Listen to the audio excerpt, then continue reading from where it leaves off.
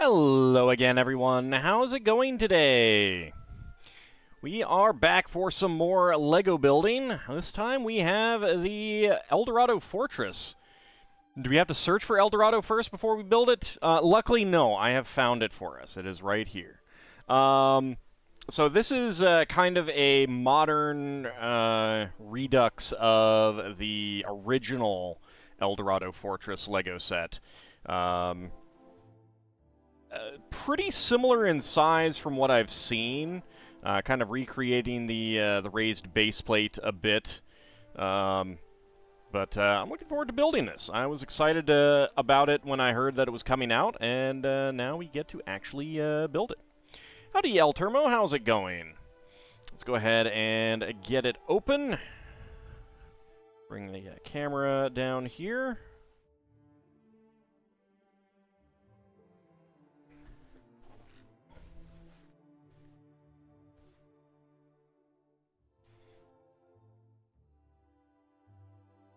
If I can get the, there we go. There we go. Alright. So let's start by getting the bags out.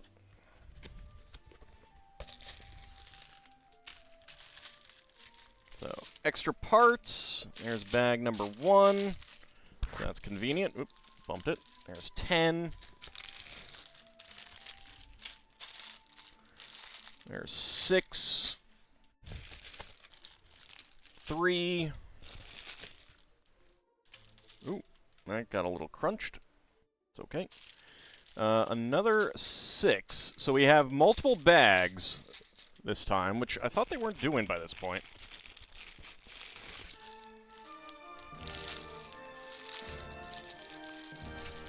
Alright, there's 8. There's another 8.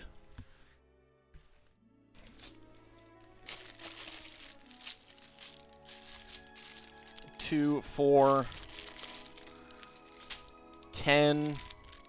There's another 10. 2 right there. 7, it looks like. Okay, you know what? I did look, and it did look like there were only 10, so short of... Get that out of the box. Finding another 10. There's 3.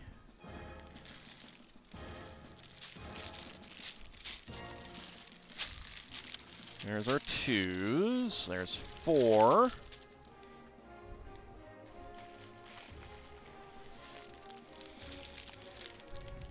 There's 4. There's a 9. Another 9.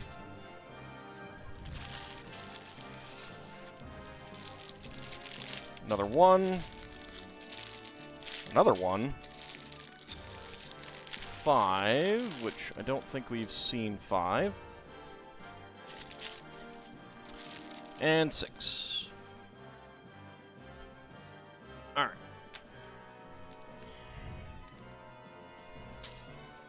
Where's 9? There's 7. Alright, there's 9. Alright.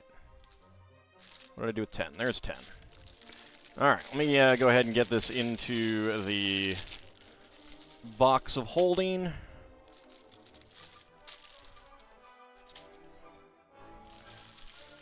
There's our 9s.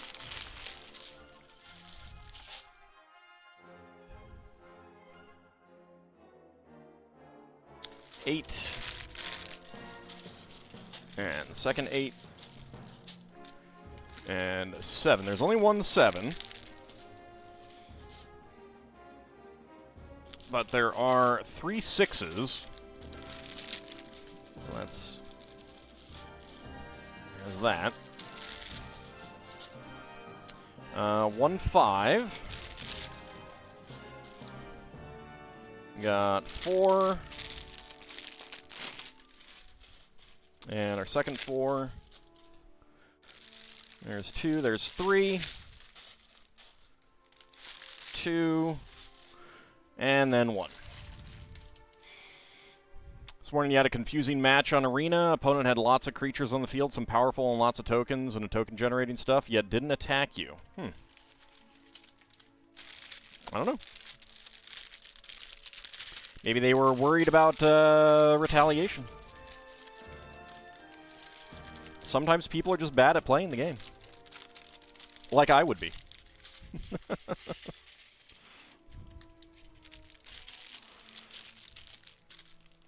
Alright, bag number 1. We got another brick separator. We have a dark brown rowboat, which, slight difference, the old classic rowboat had not studs there, but tubes, so you could put like a post element in, and this does not have that.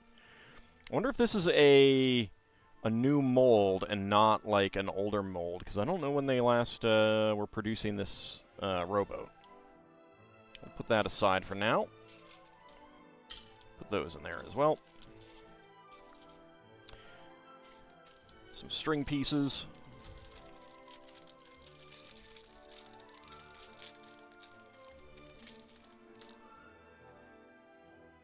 Was it a pseudo board wipe of like just your units or something?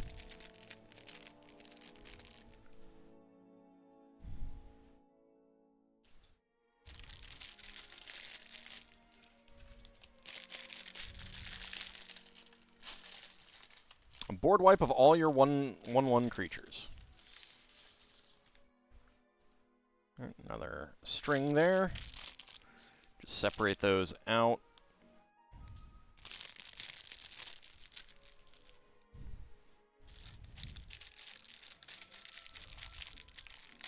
Got some more pieces here. And some more pieces here. There we go.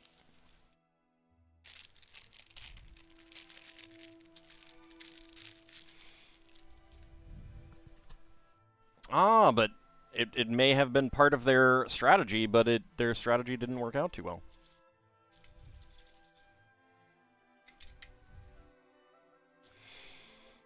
All right. So we got all of that emptied out. And let's see. Hold on to your doubloons. Calling all Imperial Guards, the pirates are back. This LEGO icon set pays tribute to an all-time fan favorite, the 6276 Eldorado Fortress from 1989.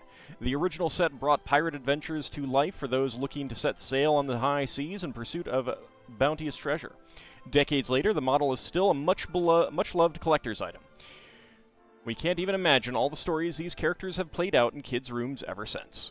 Today, the new Eldorado Fortress is a thriving port with a new governor and a regiment of trusty Imperial Guards. They're as prepared as ever to protect their tropical paradise from plundering pirates.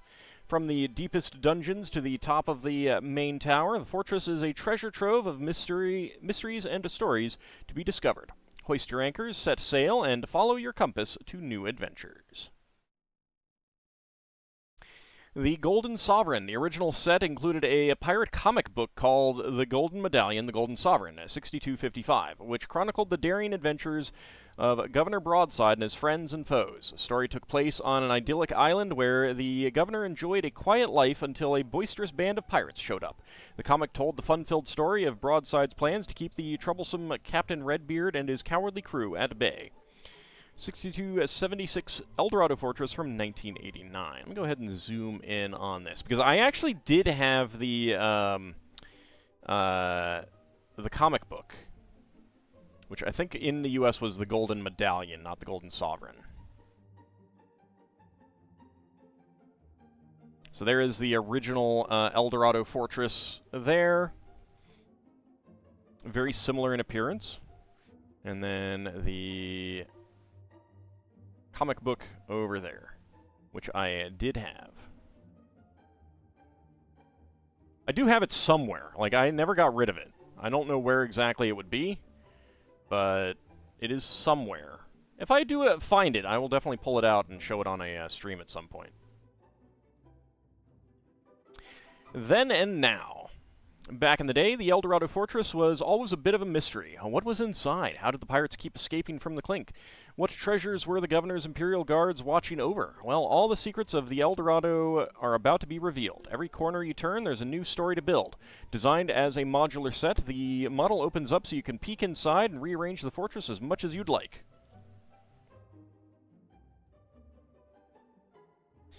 Spot the differences. The model design brings back all the charm of the original set and includes clues to the many stories that have taken place here over the past 30 years. See if you can spot the details that will remind you of the original set and uncover the updated features, functions, and minifigures. The original Eldorado Fortress included 2 rowboats that have been replaced by this in the set by the more modern ship that came with set 6277 in 1992, which is actually a set that I never got. Unfortunately. Never did get that one.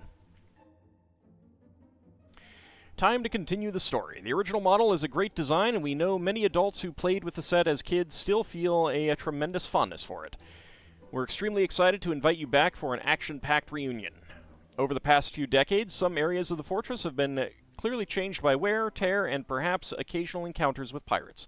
Other areas have been modernized to suit the needs of modern travelers and to help the governor keep those troublesome pirates at bay. I hope this updated rendition brings back the best memories and create amazing new ones. Your Normandin Lego Icon Senior Designer. Alright, and looks like we are going to need this. And also the mast from in there. We'll wait until we actually need it. Alright, and our minifigs to start with. Got red epaulets.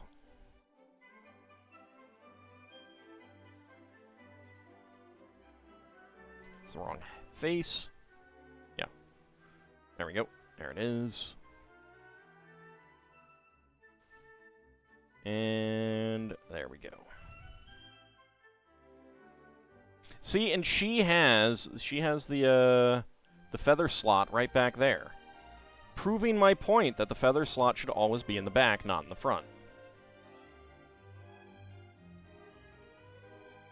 So there we go. We have our little captain of the small ship. I really like the dual molded hat and hair element. And getting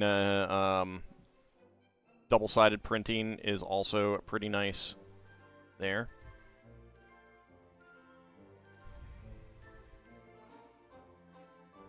Don't you hate it when you wake up in the morning and put on the wrong face? I do. It's very annoying.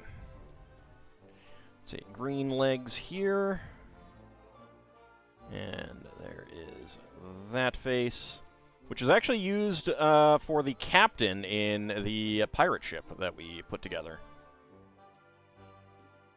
Howdy, Blade Skull. How's it going?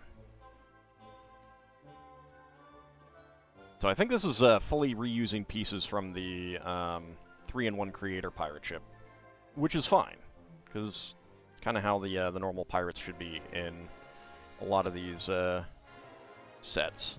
The generic pirates.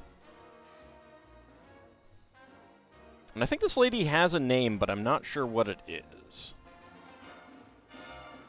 There's her hair. There it is. And she has a saber. Nice to see that the answer is yes to that. Indeed, yep. Yeah, this is one of my favorite sets as a kid, the original one. So, a nice double-sided printing on the torso. Does he have? Yeah, he does have double-sided printing. I like that they're basically double-sided printing on most torsos these days. Alright, let's get our dark brown rowboat. And other than this having round 1x2 plates rather than standard 1x2 plates, this is basically a standard rowboat design from way back when.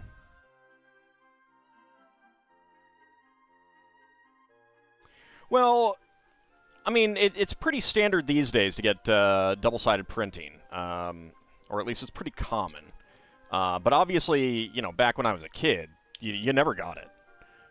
With the exception of, like, a very, very select number of special minifigs that were usually, like, keychains. I have some keychain minifigs that have dual-sided printing from the early 90s.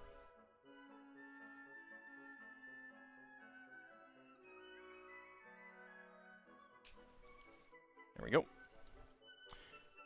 Now, usually the classic sets would use a 1x1x4 antenna here, but obviously that is not the case.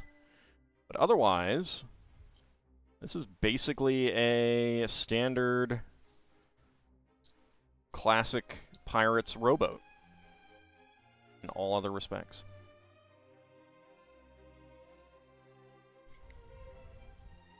And we'll get started working on this ship.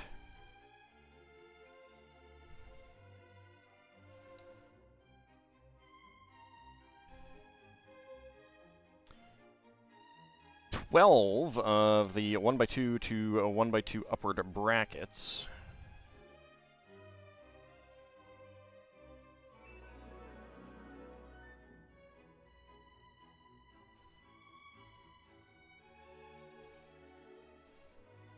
So how is everyone doing today?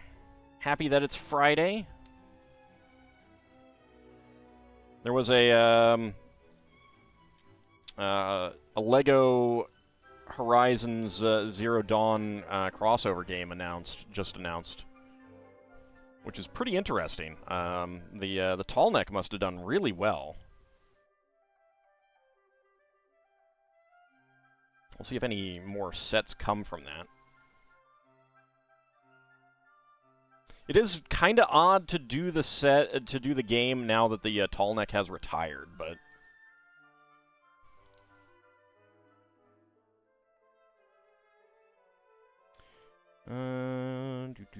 one by two tile slopes. There we go, in red and there.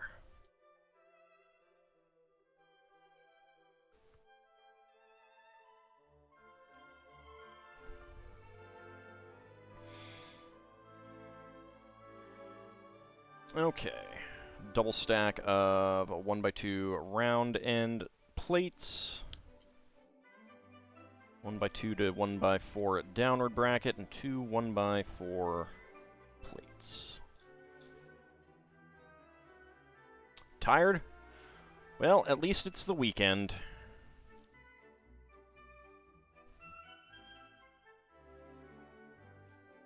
Hopefully that means lots of extra rest. There is no rest for me, because I am a wicked, wicked dungeon master, and there is no rest for the wicked dungeon masters. Well, I'm sorry to hear that.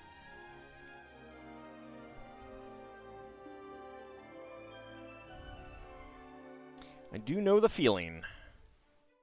I have been having sleep troubles as well. Although not last night. I did sleep pretty well last night. There's never any rest for the wicked Ald. No, no, sadly, there is not.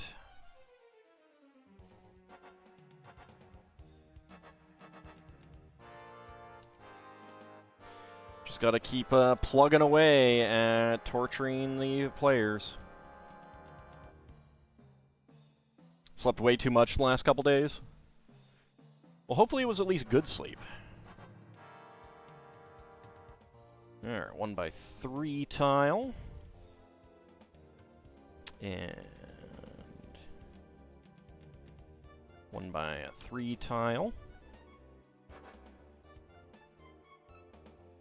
You know, I was thinking about the Lego movie that I finally got a chance to watch the other day, and a little disappointed that there were no Friends figures. I mean, it made some sense when you see, you know, when you see the twist of the, or one of the twists of the movie, but still, sending them against any vampire dragons? No, I already sent them against some undead dragons. I can't send them against undead dragons again for a while at least. Besides, I have lots of other things to send them against. But no, they're actually dealing with a lawsuit now, so that's fun. A village of mimics. Nah. I could just send them against a murderoid if I wanted something like that.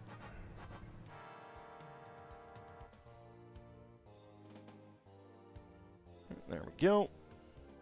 And that goes right on there.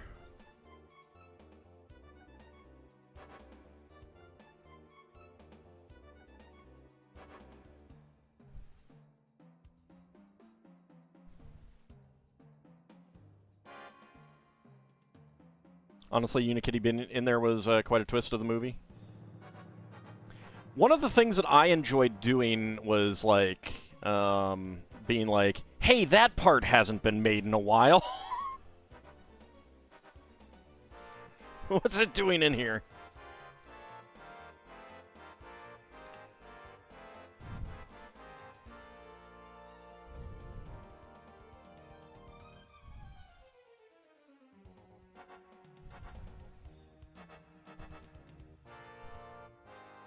Alright, and then on the back we have a single rudder. Go ahead and make sure that that is... do I want that all the way down? Well, yeah, it actually should be. Yeah, there we go. So there's the rudder. You know, this is actually, this would make like, you could do a lot of different boat shapes with this. Oh, speaking of the Moobot post, there is news that I think it is the 12th. So when is the 12th? What is that, like a week away? Something like that. Yeah. So the 12th, which is the middle of next week, is going to be double VIP points. So I will get the 2 things that we have already achieved our goal status on. The Orient Express and the Lighthouse. I'll get those ordered next week. So, exciting!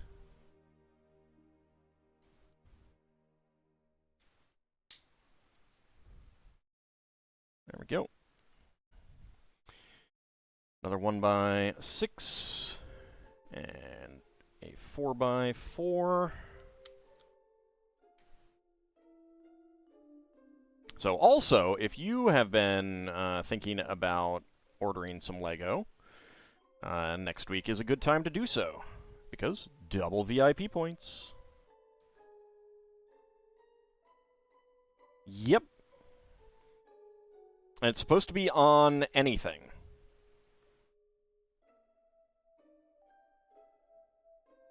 So sometimes they do double VIP points where it's like on Star Wars stuff or something like that, but this is just a general double VIP points weekend. That's what I've been waiting for.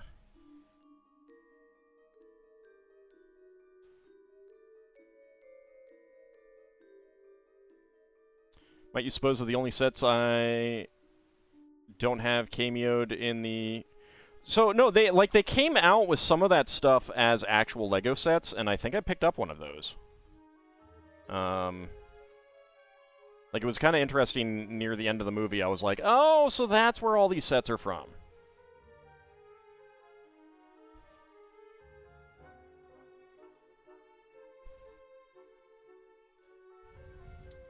Provided the May 4th Star Wars display set is still available. If you mean the gift with purchase one, that would not be the case. I think there is a gift with purchase going on right now, but I can't remember what it is at the moment. I don't know if it'll still be in effect next week, though.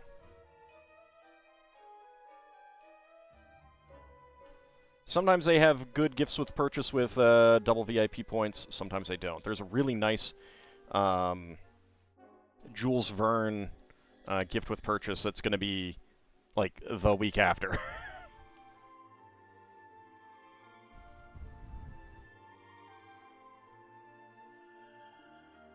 Oh, the TIE Interceptor, the big UCS, yeah. Even if it's, like, it may be back-ordered, depending on what's going on, but you can still get the double VIP points. And just, like, order something small to make sure that they send out the gift with purchase if they have one. But yeah, even if it's, like, you can get double VIP points on pre-orders and stuff, too, so...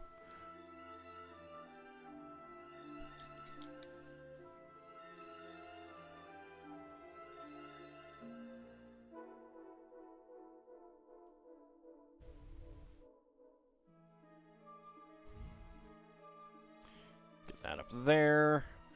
Okay, we are doing friction half pins in dark gray and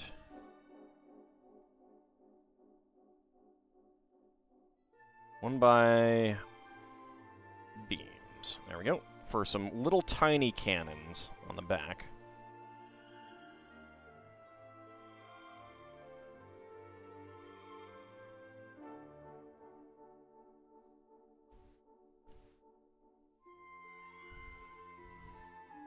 Yeah, I'll definitely have to be keeping an eye out for anything that is coming up that I want.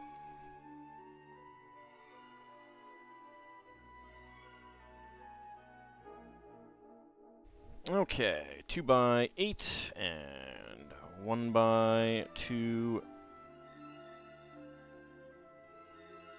tiles with center studs.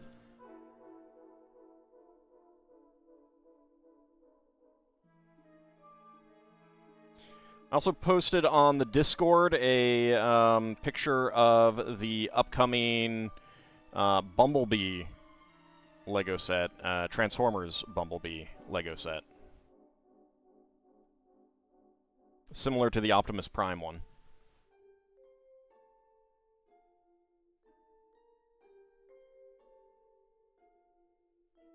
Yeah, I definitely got the impression that people on one of the Discords that I'm on were not big fans of it, but I think it looks fine. I mean, it's Bumblebee. Like, Bumblebee never exactly had the best appearance in toy-wise, so...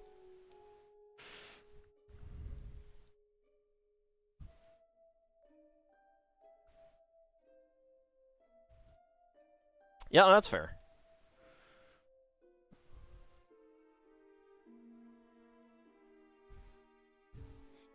There we go. Got our banisters, railings on the sides of the vessel. 2x3s.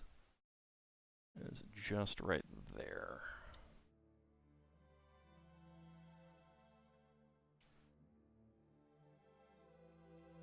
Yeah, there we go.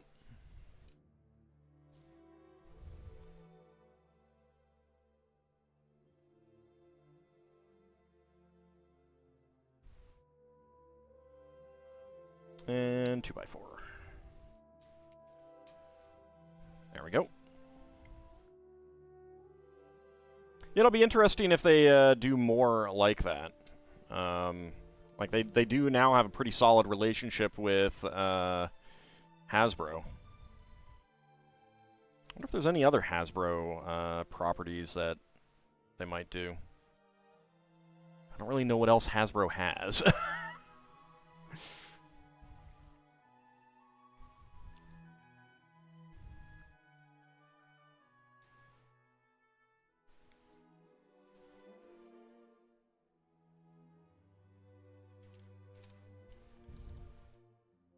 There we go.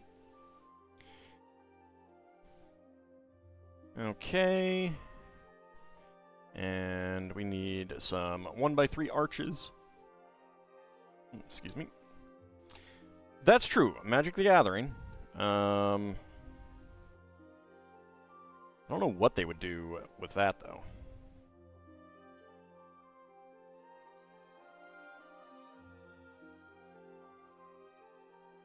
If they were to do something like that.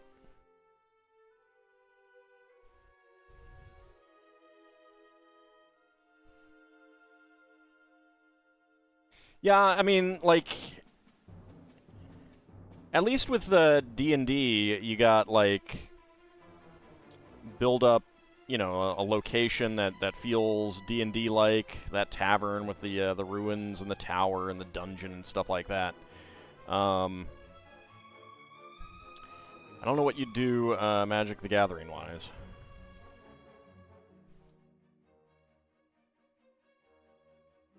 I mean, they definitely could do a CMF, a Magic the Gathering CMF series.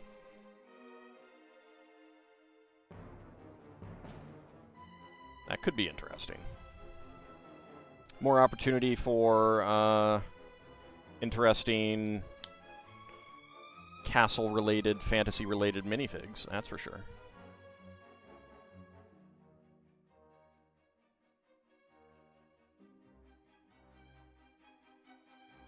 There we go, and a brown post, probably for a spyglass back there. Ah, interesting. Alright, there's the palm tree top, and most of the time they do 1x1 cylinder bricks, but this is 2 1x1 cylinder plates, which is something that the very first lanterns like this did, because a 2x2 cylinder plate, or in this case a tile with a center stud, which wasn't a thing back then, and the classic sets would put a 1x1 cylinder plate in black right there, but that is trans yellow, so that's interesting.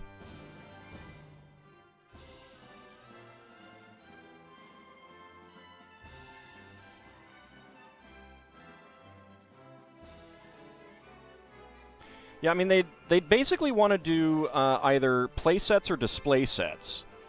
And I just, like, I don't know what they would do.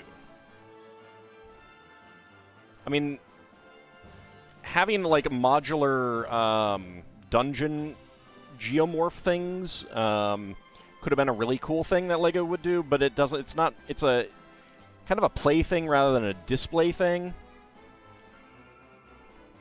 And for the audience that they're targeting, they'd want a display thing. So I don't know enough about any of the Magic settings to say what might make an interesting display.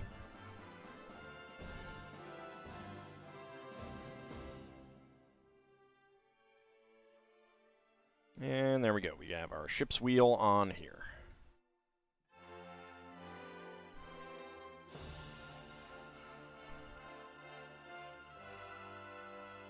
Howdy, Kinshire and Duke Darkwood, how's it going? And Dark Jade, how's it going? I'm doing pretty well. It's a little bit warm, but that's the way it goes. It is summer. It is disgusting. Get a bag down there.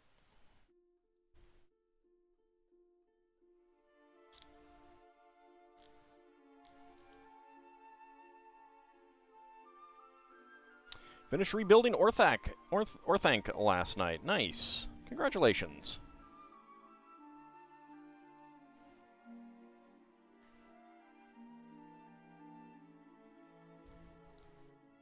And a 1x2 round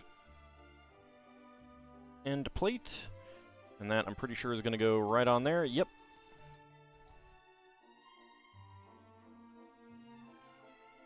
There we go.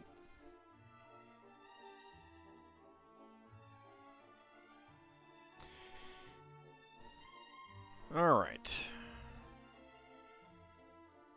Yeah, that is the 2x2 rocker hinge top.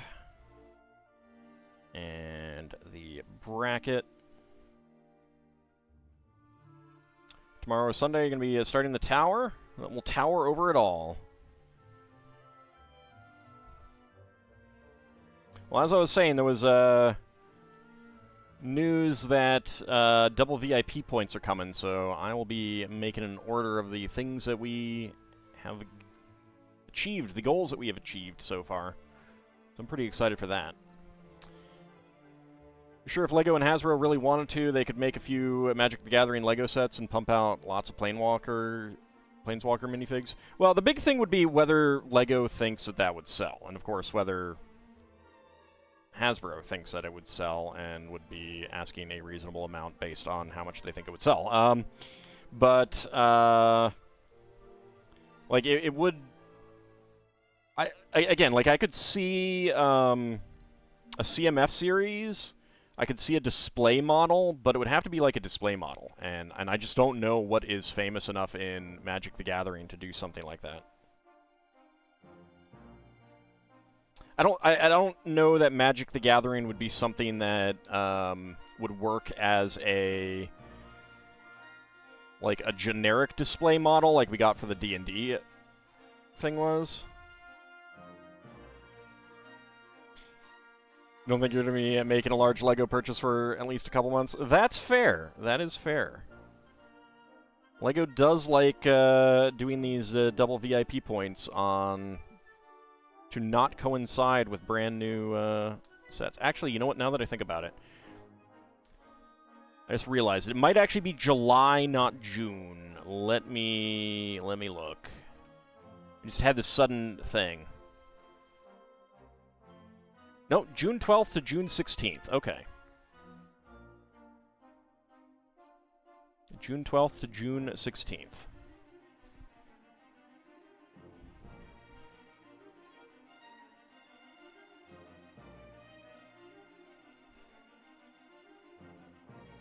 Well, and they might do something like a LEGO Ideas submission again.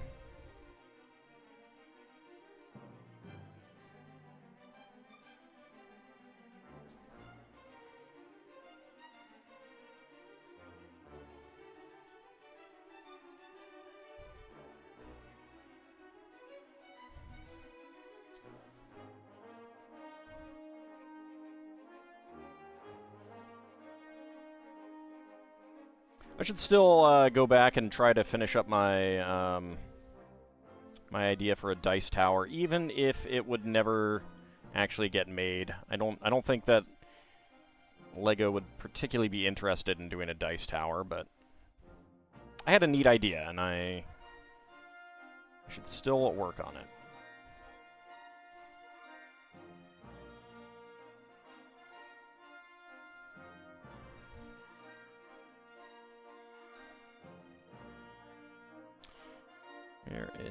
There's a 1x2 with clips and 1x1 tiles with top clips. There we go.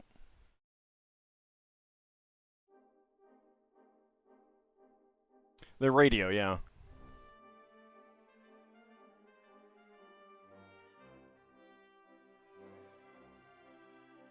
Okay, 6L bars with stops.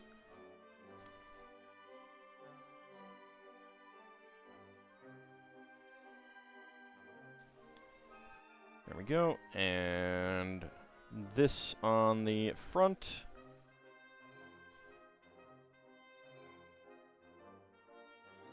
There we go. And that is right there and right there.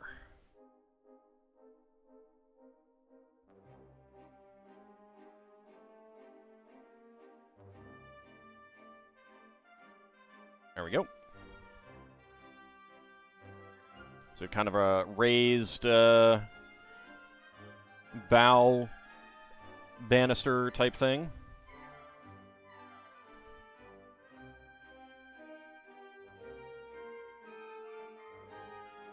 Okay. Let's go ahead and get the mast piece out of here.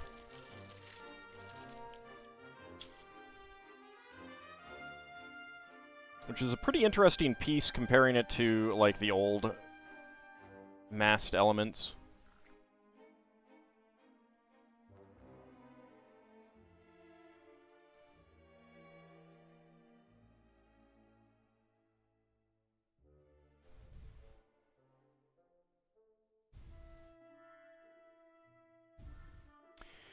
Okay, that goes onto the back, and then we get this one on the front. And I'm pretty sure it's going to lock into those pieces. Yes, indeed. Alright, so get it right there, and... right, actually, like that. And then push these in. There we go. Lock that mast in. Okay, one by one, or not one by one, half pin, friction half pin in dark gray. We get a black Technic friction pin here. A black friction ball joint there.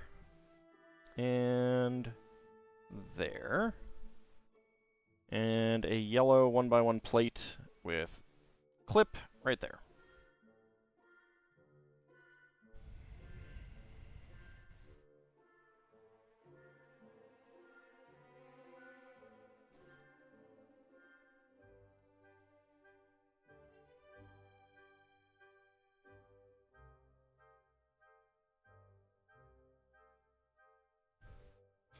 And then a pair of black lances.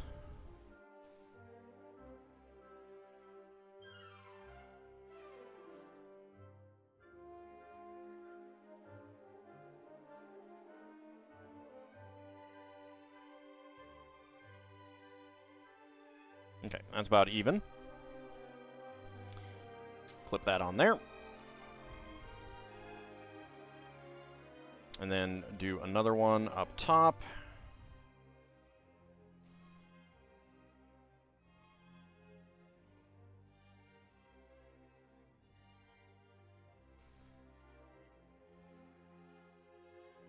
And this time we have 6L bars with stops.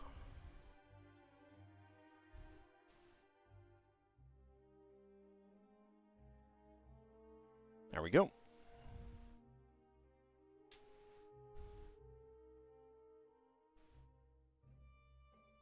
All right.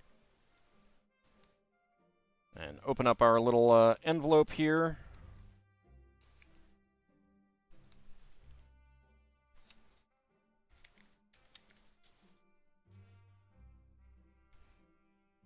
Pull out the slightly crunched fabric sail.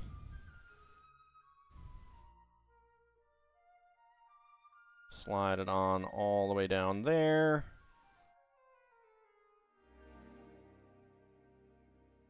There and there. All right.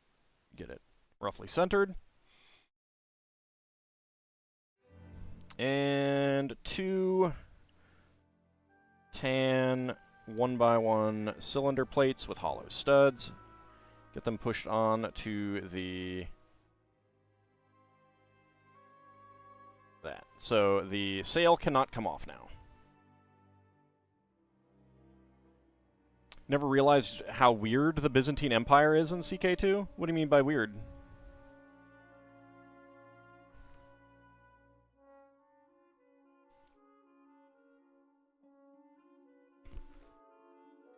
Alright, so we have a Technic hole with 3 ball joints.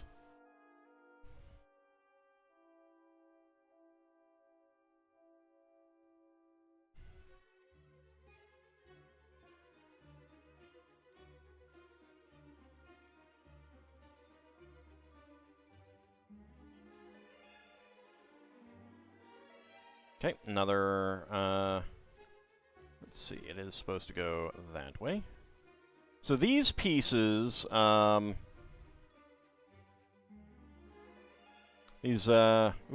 that's a little bent.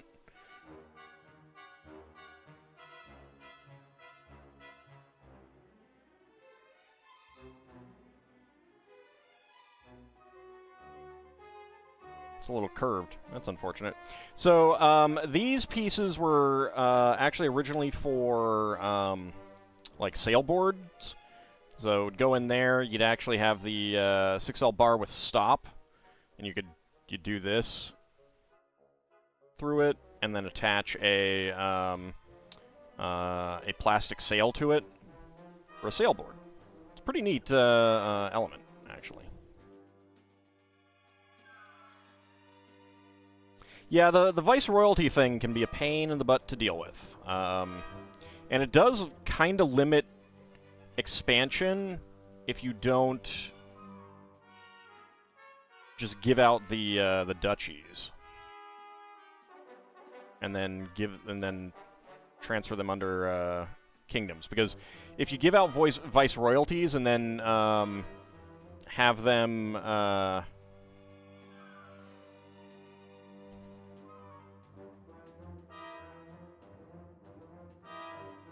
like, then make a vassal king and transfer them under there, it causes all kinds of issues.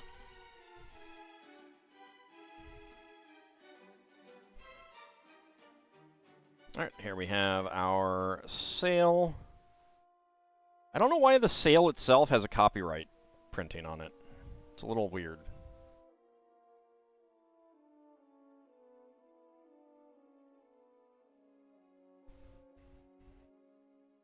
Alright, so let's see, it's like that. Is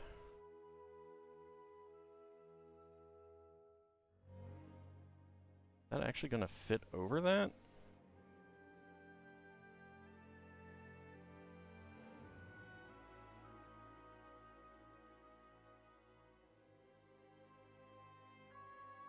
I'm not sure if it's going to... Oh. Yeah, it looks like it does. Alright.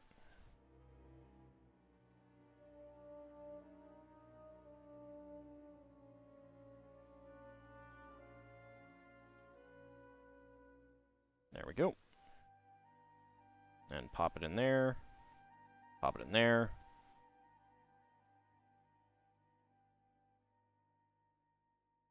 Separate them a little bit so that you get a little bit more... or a little bit less slack on it.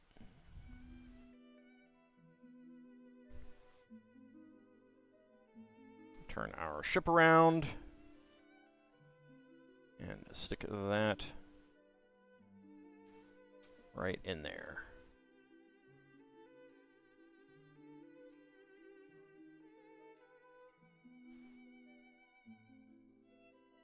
There we go.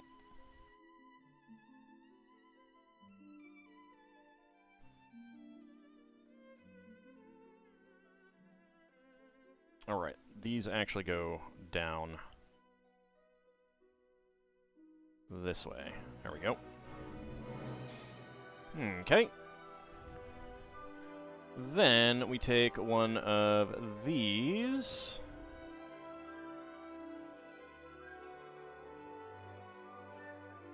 Stretch it from there all the way up to there.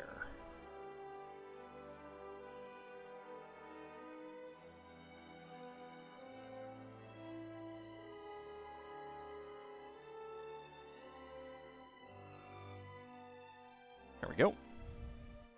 So we have a nice taut line there. Howdy, Shield of Hope, how's it going?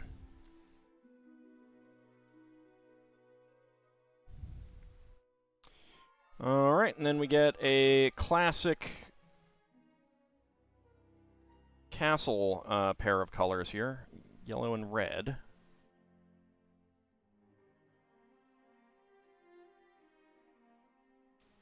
Put that up there. And...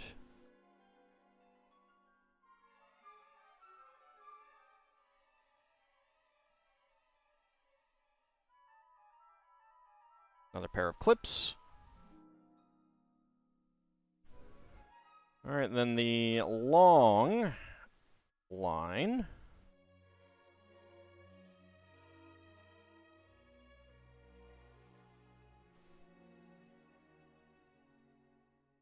There we go. Stretch that out taut. Okay. And take the end through here.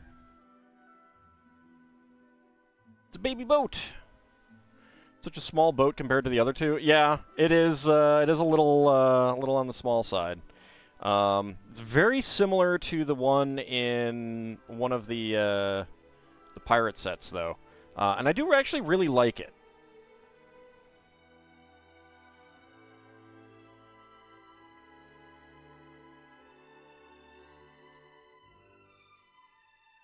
It's a good design.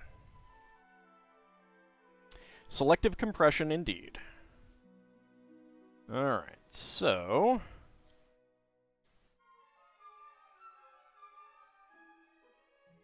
get that through there.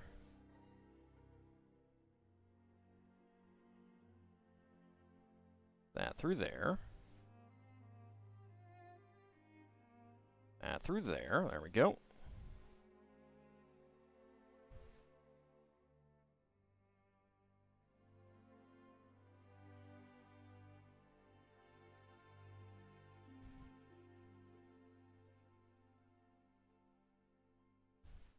Bring that down around there, and there we go.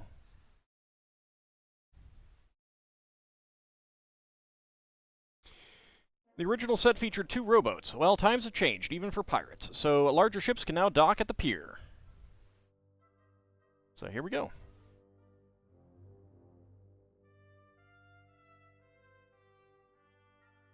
I really like the way they do the lines on this.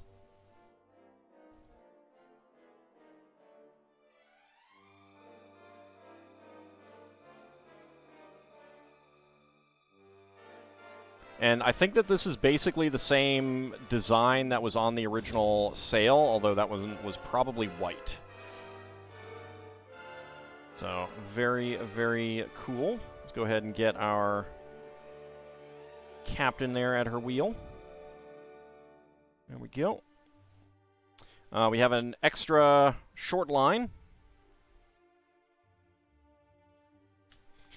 Spare 1x1 tile slope, 1L beam, 1x1 plate with round end, or 1x1 tile with round end, 3L bar, black friction pin, a dark gray half friction pin, 2 small red feathers, red epaulets, a spare dark gray saber, a trans yellow 1x1 cylinder plate, and a tan 1x1 cylinder plate with hollow stud as our spare parts.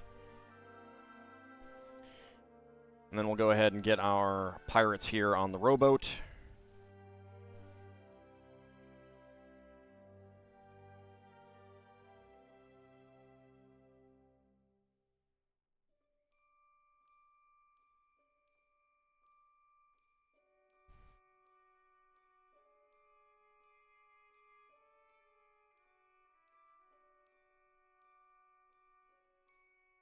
There we go.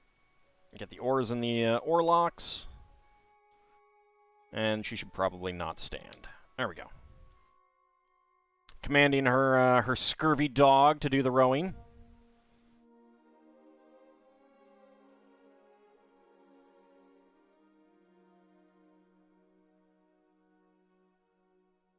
There we go.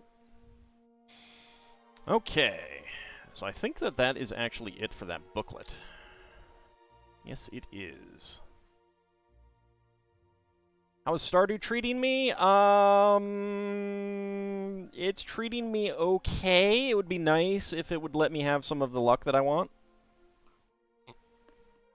I think the game is like, I gave you a super duper early ancient seed. What more do you want from me? And I'm like, all the things. Howdy, Tozarin. I am doing pretty well. Like, I don't want to say what I'm talking about because, you know, spoilers.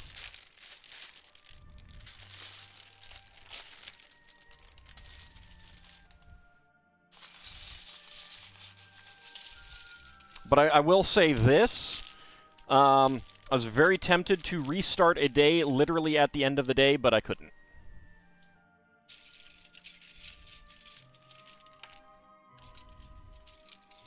Alright, let's get large pieces off to the side. Large plates off to the side.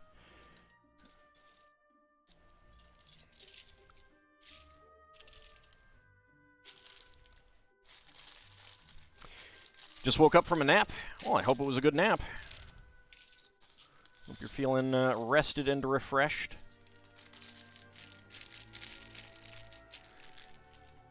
I mean, it wasn't a total loss, so there's always that. Like, there was a silver lining to my poor luck.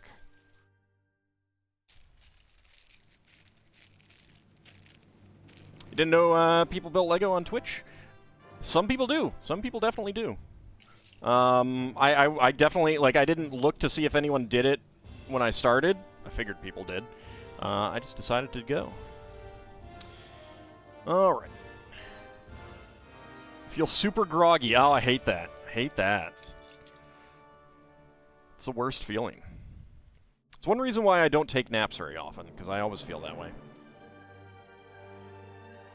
Unless I'm, like, sick or something like that. Don't Mega Flare Stardew Valley, I need that.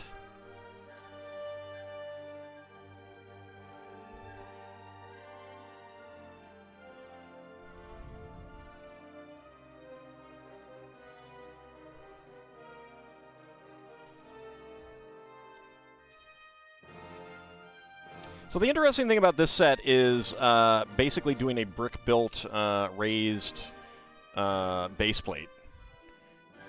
Like, they're recreating the raised base plate of the original set with bricks and stuff. Favorite content unlocked? You love Lego? You have the big Millennium Falcon waiting to be built? Nice. Nice. Yeah, I build every Wednesday and Friday night. 7 p.m. Eastern Time on Wednesday and 8 p.m. Eastern Time on Friday.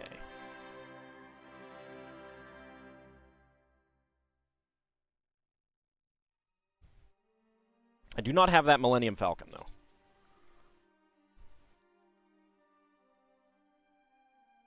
Could always be a goal in a for the future, though, I suppose.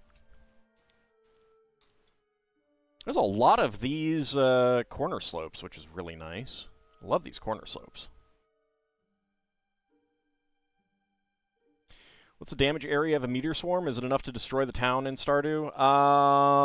Probably not. It is probably enough to destroy one of those buildings. Then again, Stardew Valley is a good example of selective compression.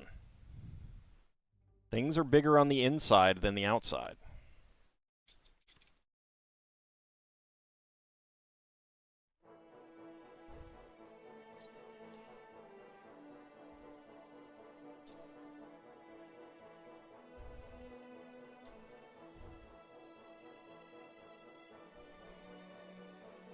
Especially after an upgrade, yeah. It's always hilarious when you you get your house upgraded, and Robin just, like, magics up a basement for you. You know, she never has to go inside the house, and your house is just bigger. Howdy, Sealan, how's it going?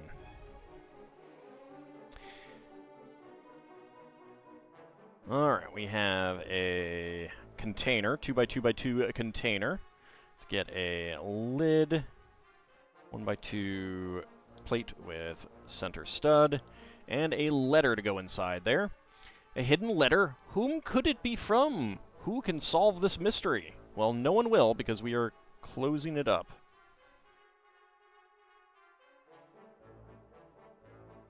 Sheds are instantly insanely big inside when upgraded too. Wait, you can upgrade sheds? I didn't know you could upgrade sheds. Is that a new 1.6 thing? Because I do not remember ever upgrading a shed.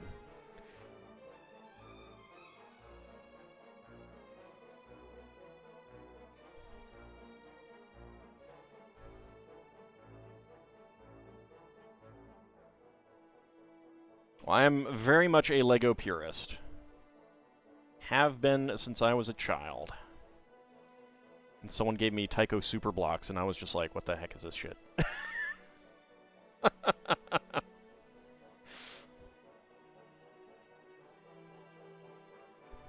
But it's specifically an upgrade, not a, not its own thing, right?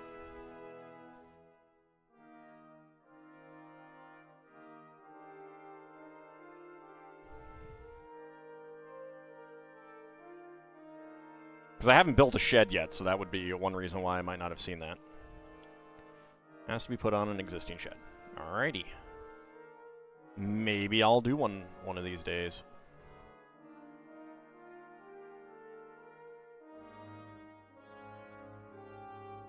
I should actually put some of the money that I have in that game to use, honestly. That would be a thing. Howdy up, Cody. How's it going?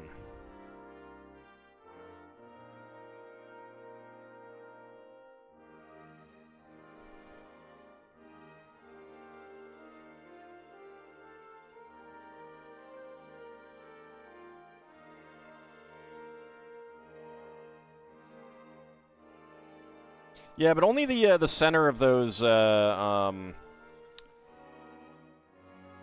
meteors get absolutely wrecked. Things on the outside, I mean, they take a lot of damage, but it's not actually that much. I remember how disappointed I always was in the Gold Box games by Meteor Swarm. Built one next to your greenhouse and put a bunch of kegs in it for your coffee and ancient fruit wine empire.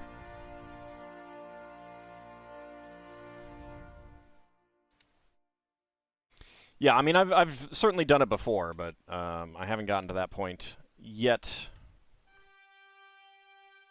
where I'm building up the that to that level of stuff.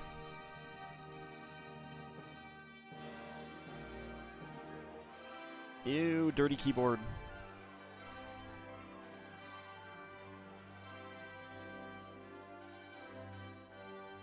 Well, I'm not a fan of off-brand quality myself. I have seen plenty of things just not, like, sit right. I remember seeing one review of an off-brand thing, and someone was like, "This is so great! Some pieces didn't fit together very well, but a little bit of glue took care of it," and I was just like...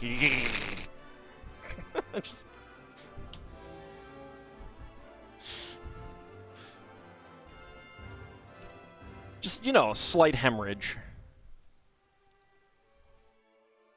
Slight hemorrhage.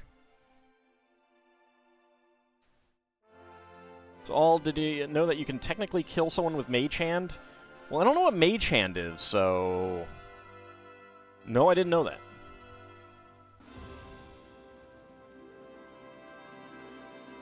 Alright, get another one of these plates. Another 2x4.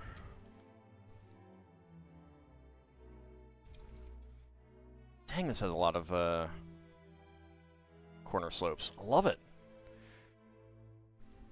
3 big sets you've had were indistinguishable from Lego bricks except for the Lego logo. Oh, see, I would be more inclined to get one that was actually like its own thing. There are some, like, there's a German company, Blue Bricks, I think, that has the Star Wars, not Star Wars, Star Trek license. And they look okay. You know, if I was going to get something, I'd get something like that myself. But I'll stick with Lego. I mean, in general, if Lego themselves don't make a thing, I can make it myself. Mage Hand is a cantrip that summons a spectral hand that cannot attack, but can manipulate up to 10 pounds. Okay, so that's basically the 2E spectral hand, but a little bit weaker.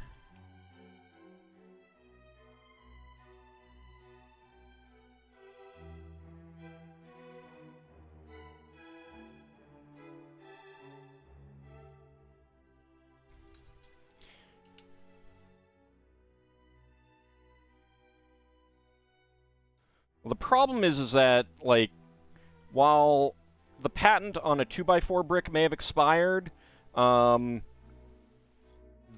like, if another company is literally making this exact thing, that's a pretty blatant IP theft. They're also all Chinese, which is why the there's a big issue actually fighting them.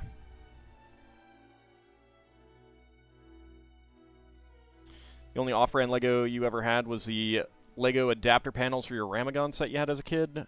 Don't mind those, is it? Yeah, they're like some of them. Some of those need like Connects had some similar things and stuff like that. And there were some other construction toys that would have like panels or pieces that allow you to connect them. And that I don't consider like that's not a clone. That's not a clone brick. That's an adapter, and that would be fine. I actually don't know what Remagon is though. I don't think I've ever heard of that. You summon it inside their chest cavity and mess with their heart, just pinch off arteries. Yeah, that seems like... if I were the Dungeon Master, I'd be like, no. That's not something you can do. You can't make it appear inside a solid object, in my opinion. And I'd wager that the intent of the designers is that you can't make it... That is one of the things that if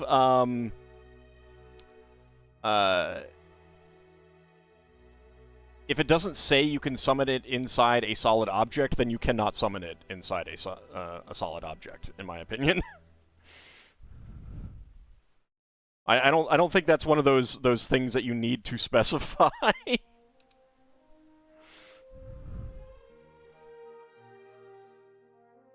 There's some pretty basic logic elements that I think are pretty reasonable.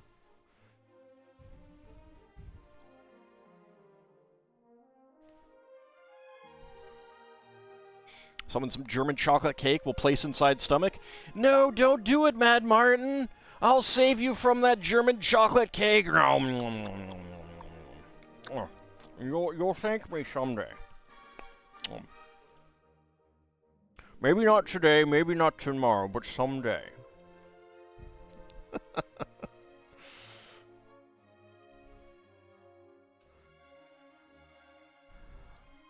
Right, but so here's the thing about rules lawyers. There's nothing wrong with a player being like, I'm not sure I agree with you, here's my argument. And then the Dungeon Master is like, let me consider that argument. Yes, no. Make a decision based on that argument. If the player is like, but no, let me say it again, no, cut it out.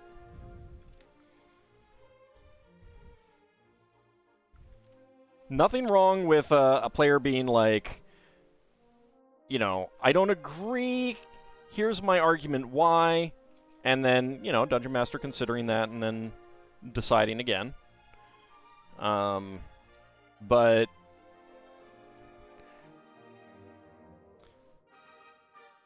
like there was a letter into Sage Advice once that argued that because Raise Dead didn't work on elves, neither would Slay Living.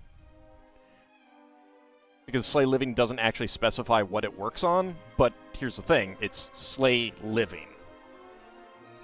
It does what it says in the name, kind of thing. But I'll just hear you out on pickles and mustard. No.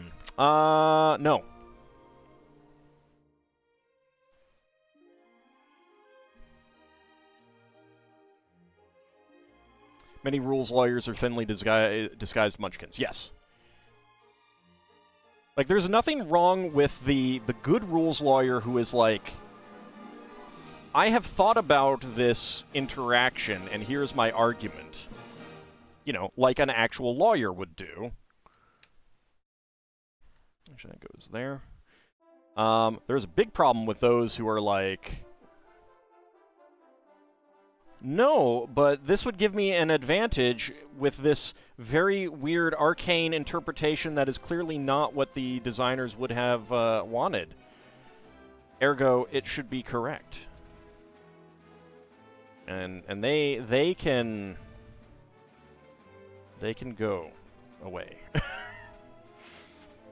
I mean, if a Dungeon Master wants to let that happen in their game, that's fine. But, like, there's no difference between that and, you know, a Dungeon Master could be like, by the way, because I think it's fun, I'm allowing Mage Hand to do this thing.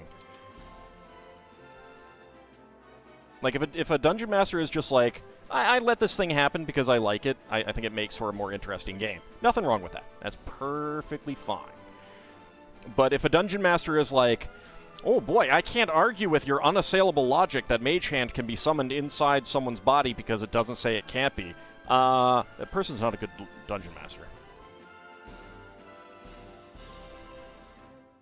That person is not a good Dungeon Master. You need to be able to stand up to your players.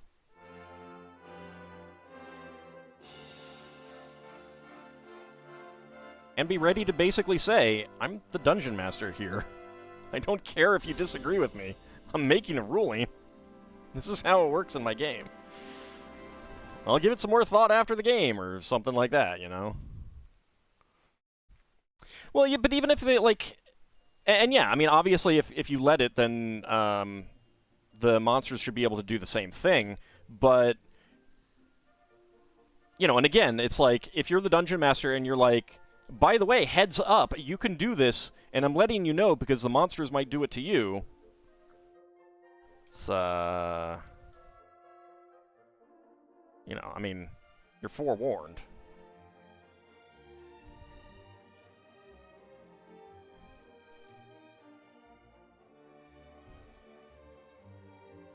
Does a judge riding an armored chocobo get to rule on the argument? Yes, because the DM is that judge.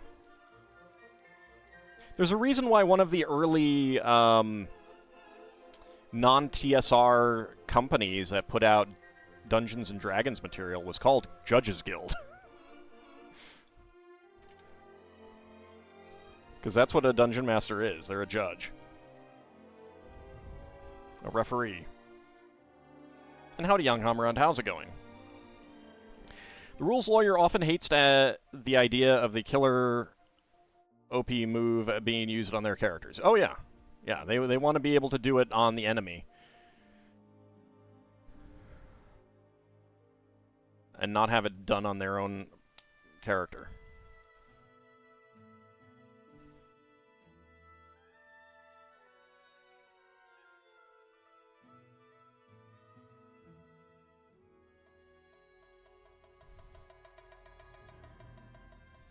I mean, I'm always riding a chocobo, an armored chocobo, when I'm DMing.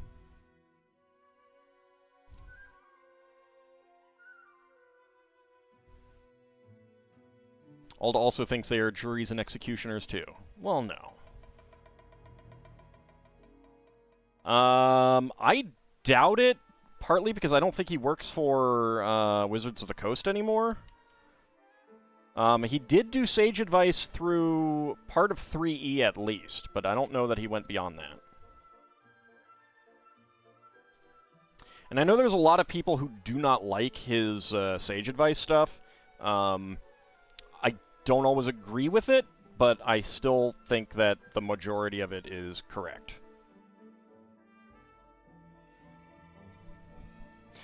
What is a DM but a miserable pile of secrets? Oh, we're not miserable.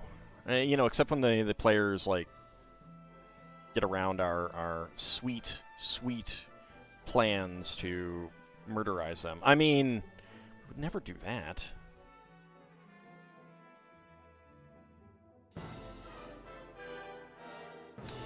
I don't know that you could I copyright or trademark Sage Advice, but even so, I mean, like... I don't know if he's still alive. I don't know if he has any interest in D&D. I don't know if he has any interest in 5th edition. But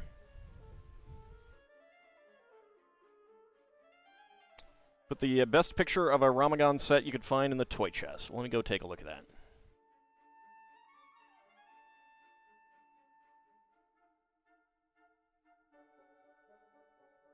Huh. I don't think I've ever seen that before. Is that like a German product or something like that? Like something that didn't really get wide marketing here in the US.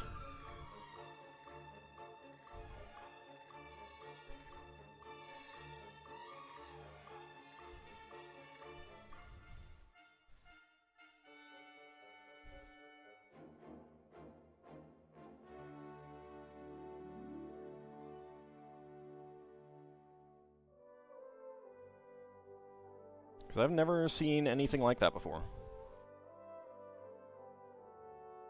I mean, I've seen some of the other similar types of toys, like Kinects and Erector sets and stuff like that.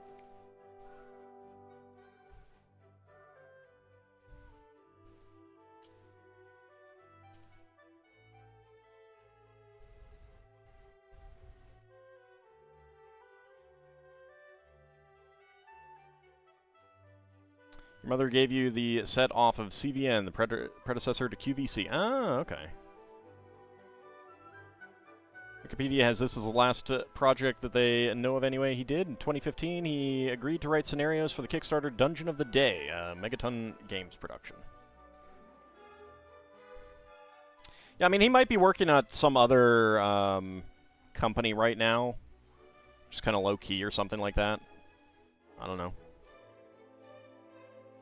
He might be retired, too. I mean,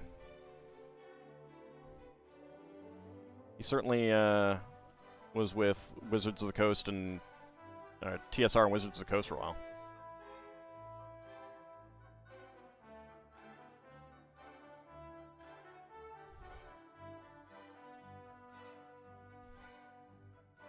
My main issue with people who poo-poo his columns is that, like, he did it from 1st edition through 3rd edition. Like, a couple years near the end of 1st edition, at least a few years into 3rd edition. If TSR and then Wizards of the Coast thought that he was getting things wrong all the time, they would have fired him. And also, I kind of feel like, you know, I mean, there's a significant number of things where he will comment, like, I went and talked to so-and-so, and here's what they said, you know, so-and-so, the author of that product, and here's what they had to say. It's like,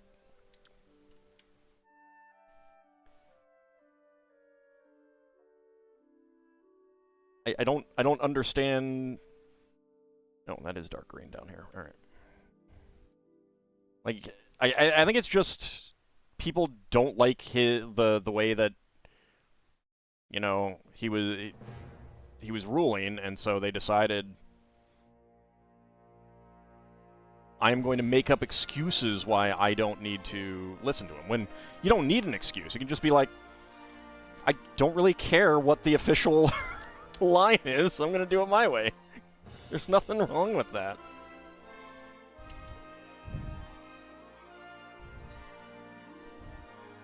You're irrationally annoyed to learn that Skip is not his given name. What's his given name?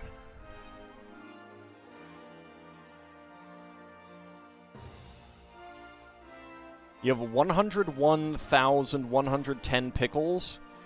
I'm sorry, Tazarin. That's terrible. You should probably do something about that, like burn them. For the good of the world. Ralph, interesting. So, I don't know how many people were named, like, actually named Skip, but that is actually, like, a name my father went by as well, but it was not his given name. If I'd gotten his given name, I could have been a third. I could have been like, I'm a third, not just a junior. Been all arrogant and everything. Sad. But yeah, my dad went by the name Skip. That, like, for all intents and purposes, that was his name. But instead I got the name Ald, exactly.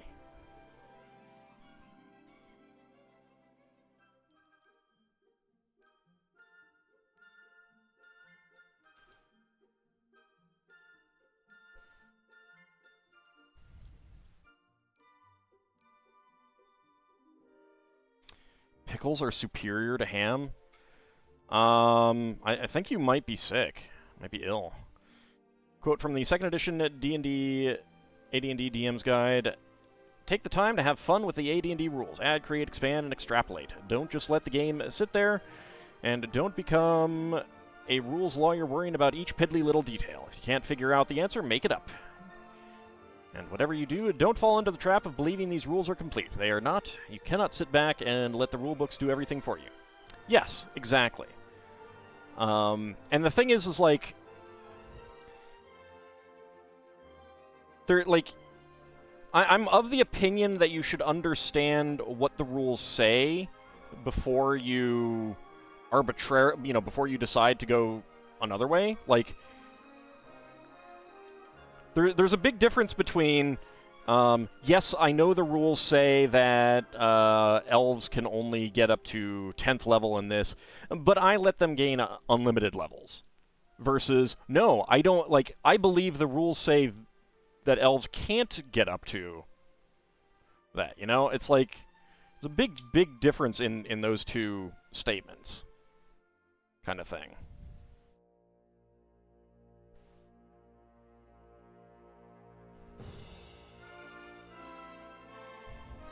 Ooh, almost knocked over my cup of water. That would have been very unfortunate.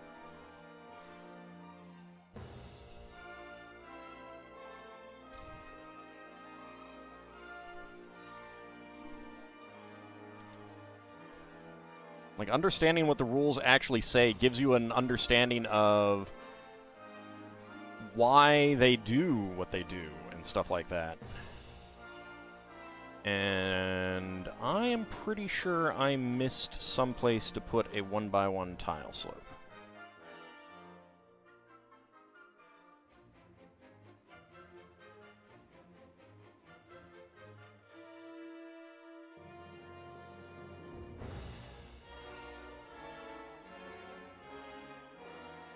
I don't see anywhere obvious.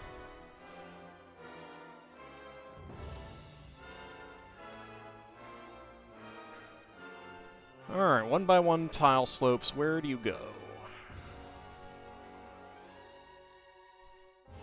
It'll teach me to D&D while Legoing? I'm just gonna blame you, Matt Martin. You tricked me. You tricked me.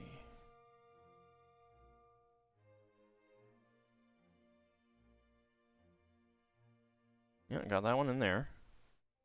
Yep. So that's on.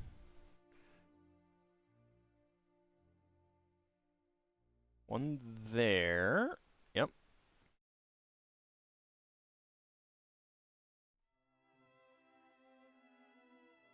It's true, it was an illithid mind trick. See? See? I knew it. I knew it. You fiend. Ah, there we go. Alright. One right there. There we go. Alright, so, spare parts. A dark gray 1x1 tile slope and a gray 1x1 plate. And let's go ahead and set this aside for the moment, because it is about time for us to do some minifigs. Where are my sheets? There's my sheets. I need to clean this table. It's getting full.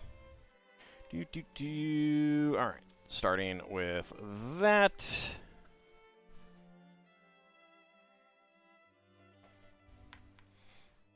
Get some dice.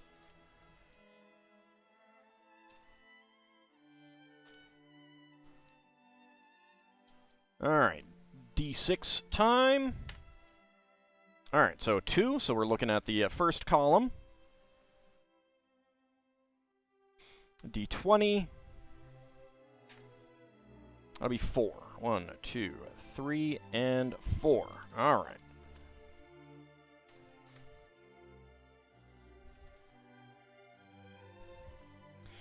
Alright, let's start our prediction. Can all guess what is inside the minifig pack? Get your predictions in. Almost wrote 23. Should have been odd to roll on a d20. That would have been, yes. 13, that would be the sock hop waitress.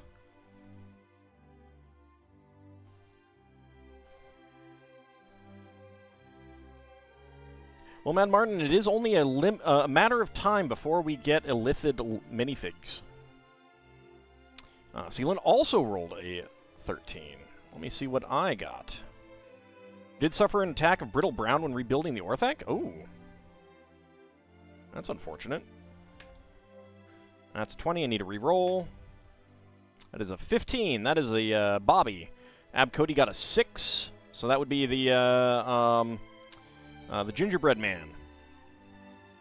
Start tonight with an animatronics creator. I actually have never had a had brittle brown or brittle dark red hit me.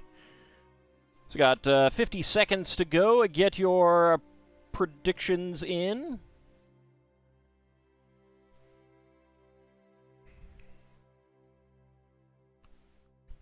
Can I guess what is inside the minifig pack?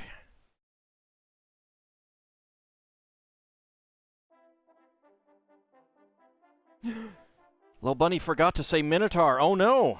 That bodes poorly. I think that's a sign of the apocalypse coming in. Halfling starship pilot. See, now I'm just picturing the Shofixty from Star Control 2, but a halfling. Not a rogue AI also got a 13. Alright, just a few seconds remaining. Get your predictions in. And predictions are closed. Alright.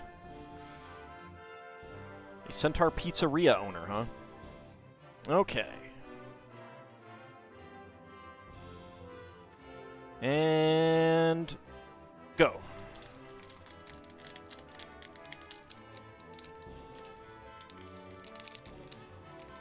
All right. 8.93. We have the elf. We have the elf with the present, because I felt the 2x2 brick. Yet others of the piece, all your Lord of the Rings sets were in that bin?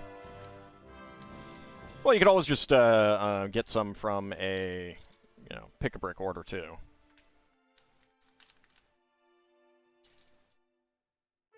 To replace it. And there we go. It is the little holiday elf. All right, so, once again, that was 8.93. Let's choose our outcome. Within 20 seconds. And who is getting the hams? Kinshir and Sealand Mortar getting the hams. Very nice. Cody Shield of Hope. Ice Oven going for 20 to 50. Preskitch going for 50 to 60. And Bahamut and Lel Bunny going for no.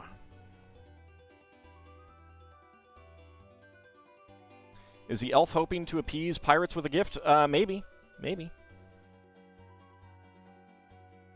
It's unfortunate that this is just a standard 2x2 brick.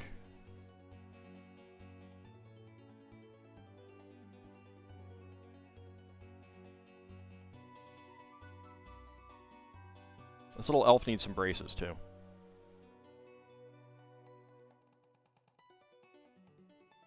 No, Bahamut. He missed shelf practice.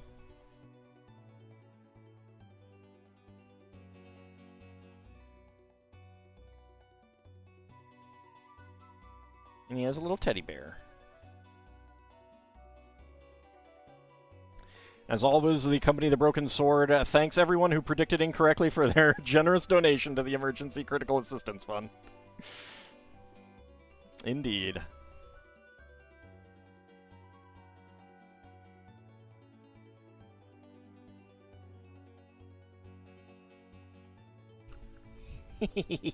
I'm gonna be on a shelf. I'm gonna be on a shelf. Alright, so that is actually the second one of those that we have gotten. You know the best elf dentist? Ah, but do you know the elf orthodontist? Because that's who does braces. All right. So let's go ahead and grab another minifig. All right, D6. Select our column. That is 4, so we're going into the middle. D20 for 15. 1, 2, 3, 4, 5, 6, 7, 8, 9, 10, 11, 12, 13, 14, 15.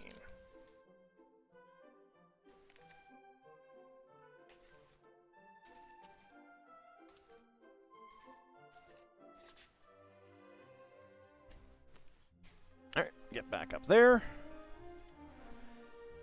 Alright, let's start a new prediction. Can Ald guess what is inside the minifig pack? Let's go! Get your predictions in.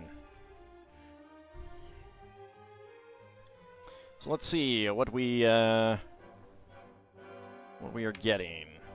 4, so that would be the clown, if my die is correct. Bahamut got a 12. So that would be the cat. Seal and Mortar got a 14. That would be the flower girl. Gnomish anarchist with Molotov. That is not, you know... Imagine seeing that and then hearing, like, you duck, you hide, you're like, oh my god, I'm gonna die, and then you hear hydrodynamics! And you know that the worst has come to pass. It wasn't a Molotov, it was actually a fluid nuclear fusion weapon. Alright, minute to go. Get your predictions in. Can I guess what is inside the minifig pack?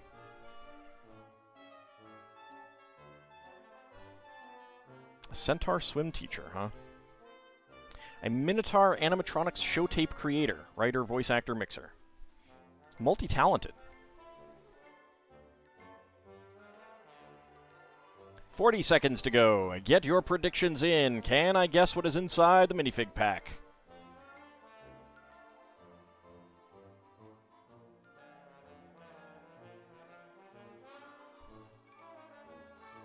And what will it be? Let's see. We have not gotten 1, 2, 3, 4, 5, 6, 7, 8, 9. There are 9 of them that we have not gotten yet. There's just a few seconds remaining.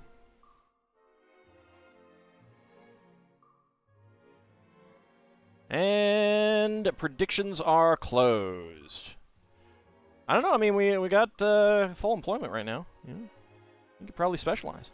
All right, and go. What do we got? All right, I feel a small bit here.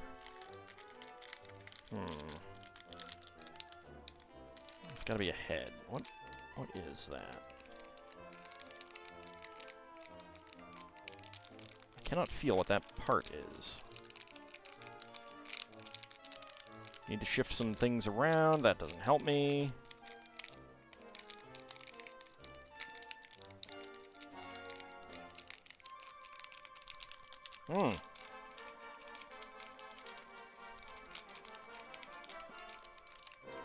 Trying to feel a piece that is unique, and I am having no real luck.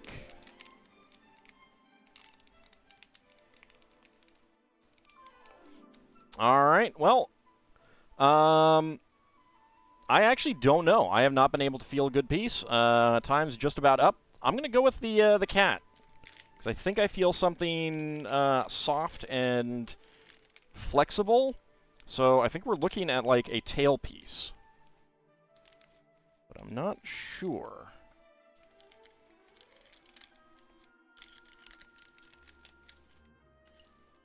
No! Nope.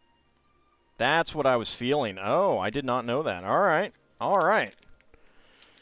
So that is going to be a no. Choose the outcome. That is going to be a no. I got that one wrong. Complete the prediction. Bahamut and Lel Bunny getting the hams. However, Bahamut put a lot of hams down, so Lel Bunny gets a whole whopping 23 hams out of that.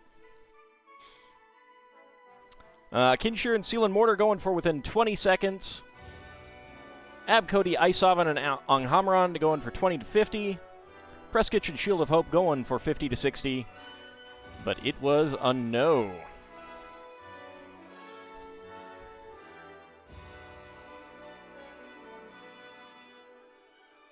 That is an interesting torso. I like that.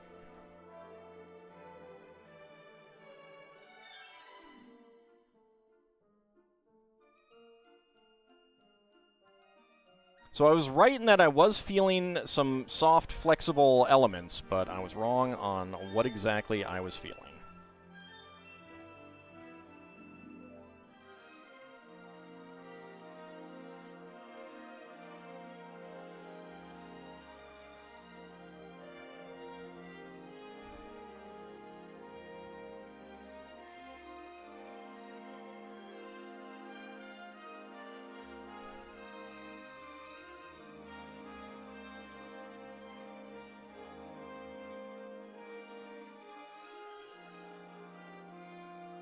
There we go.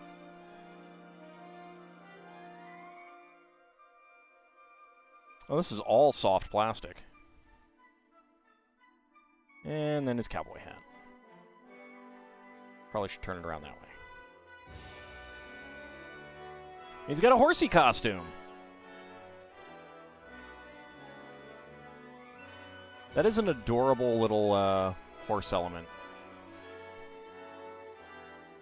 He's cosplaying as a cowboy with a horse.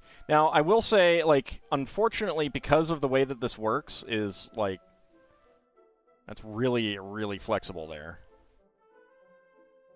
I think I would have liked it better if it attached on the waist, but then you would have an issue with the tail.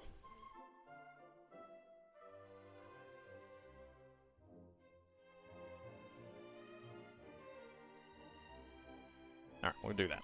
All right, but we got the cowboy costume guy. All right, so next up, our final minifig for the night. And we are, of course, changing things up.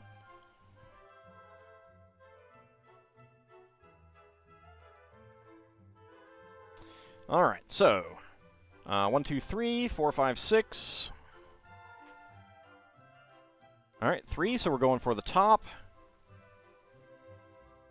And a D10, even though there are only 7 there, I could get a D8. 4. 1, 2, 3, 4. All right, there we go. All right, let's go ahead and start our prediction. So again, this is going to be a bit different. I will be doing a guess. We will try to weigh it and see if we get that correct, which we have not been doing super well with the weights lately. Then I will roll a die, and we will see what, if any of those are correct. All right, Seelan got a 2. That would be the Imposter. Duke Darkwood, 9. That would be the Robo Butler. Bahamut got a 12. That would be the Blacktron, the mutating Blacktron guy. So we got a minute 20 to go. Get your predictions in. Can I guess what is inside the minifig pack box? So I will try to guess it by shaking it and kind of feeling what moves around. A Minotaur Skeleton Pirate Treasure Guardian. So far, we have gotten 1, 2, 3, 4. So we've gotten 4, so there should only be 2 others, but we saw that that didn't work out quite so well with the last set.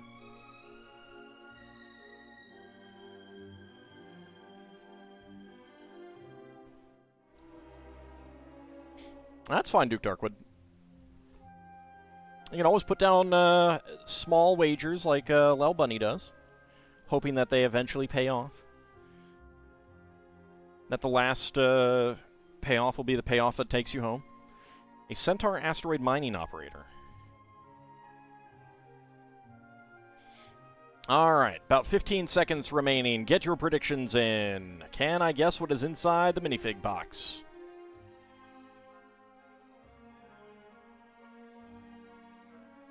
And predictions are closed. Nadarogi, I got 6.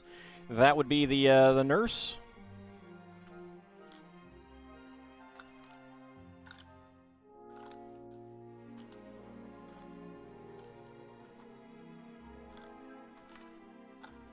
Alright, there aren't too many, it doesn't sound like there's too many pieces inside, so I'm going to go for the UFO costume guy.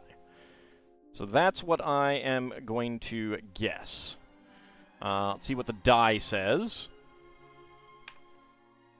The die says 3, so the die is saying the alien tourist, which it could be because we have gotten one. 17.25.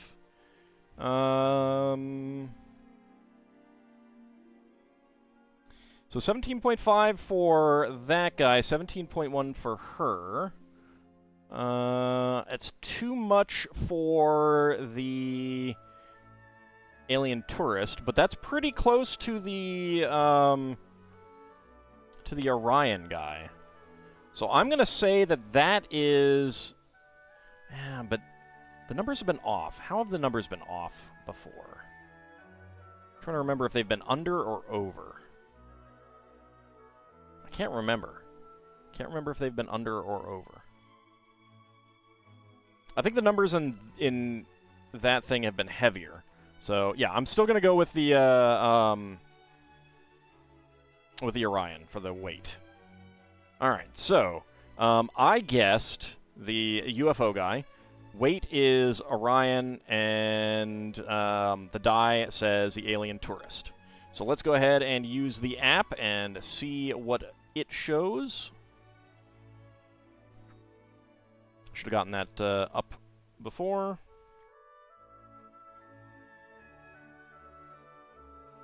Flying saucer costume fan. All right.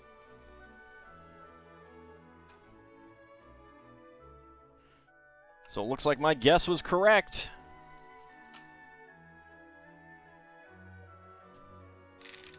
And my guess was correct.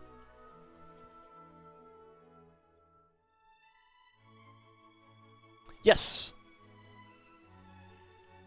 Let's go ahead and choose that. Yes with a guess. Gets it. Who is getting the hams? I'll let you know what the app is in a second. Isovan and Anghamarand getting the hams. Very nice. Preskitch and Seal and Mortar going for yes with weight. Lel Bunny and Shield of Hope going for yes with the die roll. And Kinshir and Bahamut going for no. Very nice. Very, very nice.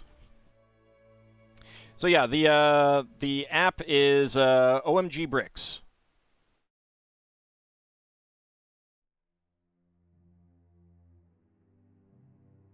So, and that will scan multiple boxes at a time. It's really, really good.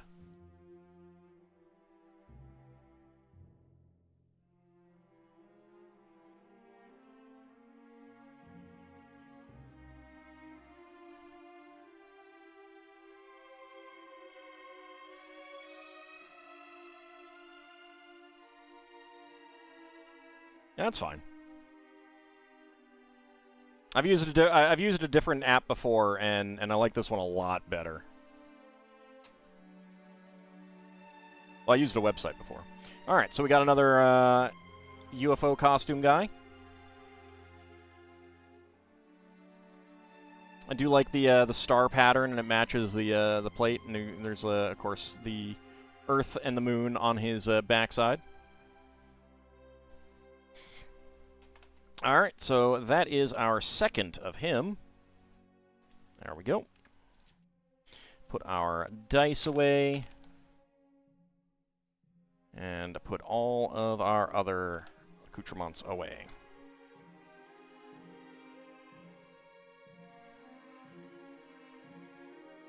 All right, Bahamut, have a good rest of your night. Thank you very much for coming on out.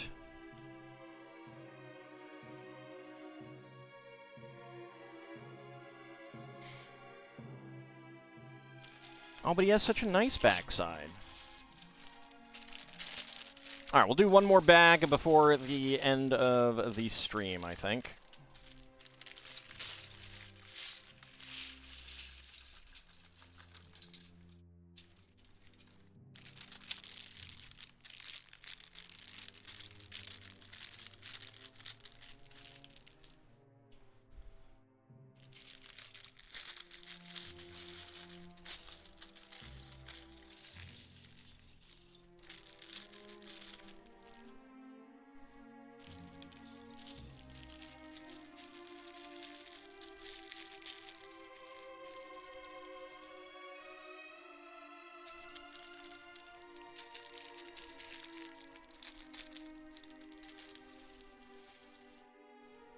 There we go.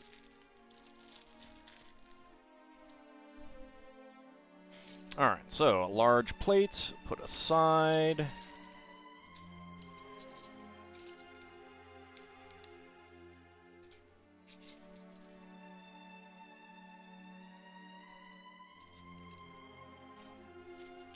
There we go.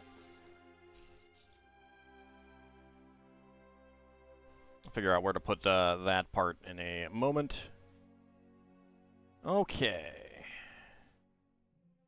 I got all that done. Moving on to this next part. Oh, actually, looks like we don't need that just yet.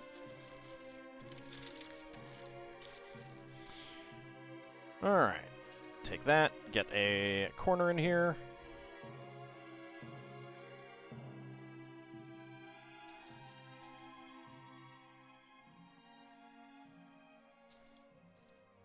And where is...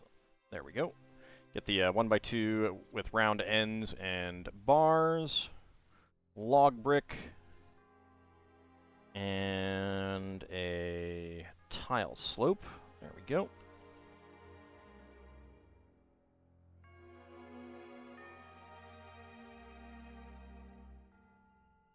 Another corner slope.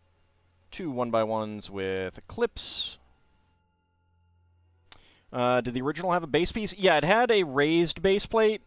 32 by 32, 6 bricks high, because I don't know that we have any of the appropriate piece here, but basically the inverted ones of these that actually we have some here. The inverted ones of these, if you stacked them on top of each other, essentially like this, it would go from the base up to the top, and you'd have an equal platform. So it was like that, but it had kind of a fat L-shaped depression in the middle for like a trapdoor area, and then a ramp down the left side. They used that base plate multiple times. That one ended up in the King's Mountain Fortress. That was in at least one... Actually, the Ice Planet, the big Ice Planet base had one. There was one in the Blacktron 2 set base. The Spyrius base, I think, had one. Black Knight's Castle? The Dragon Knight's Castle had one. I don't know if the Black Knight's Castle had one. There was a later one that had a 32 by 64 base plate. Or a 32 by 48, I should say.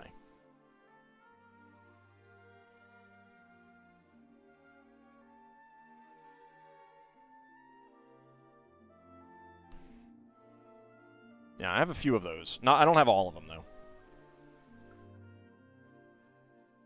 So basically, we're like rebuilding, like recreating the base plate with bricks, which I know some people complained about. I don't mind it. I think it's an interesting way of doing it. Would I have preferred a whole brand new like Lion Knight's Castle type thing that is just inspired by, but not actually like kind of a recreation? Yeah, but it's not a big deal. Gold doubloons are safely stored where no one can find them. So we got our barrel. That is 1. That is 2. That is 3. And that is 4.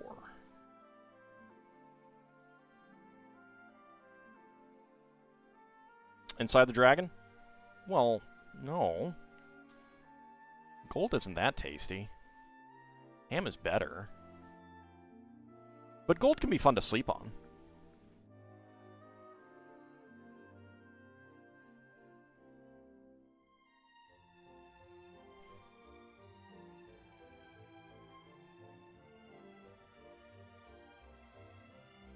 There we go. A couple more. Jesus has a lot of these pieces.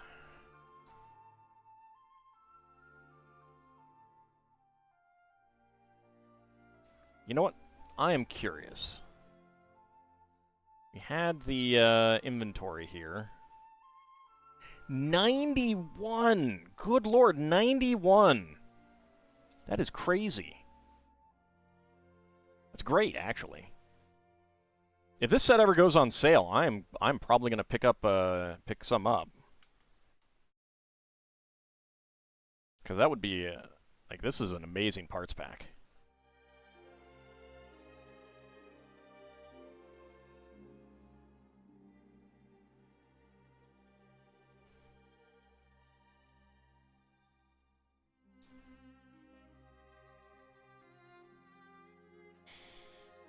Not that I think it'll go on sale, but you never know. I can hope and dream. Great for complex roof lines. Yeah, I mean, it's better, like, I mean, like, an L-shaped roof is something you could definitely do with that.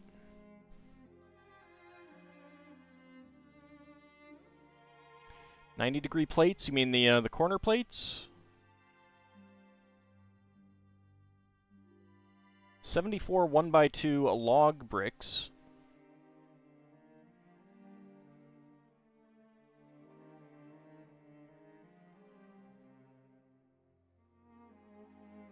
I'm not sure what you mean by 90-degree plates.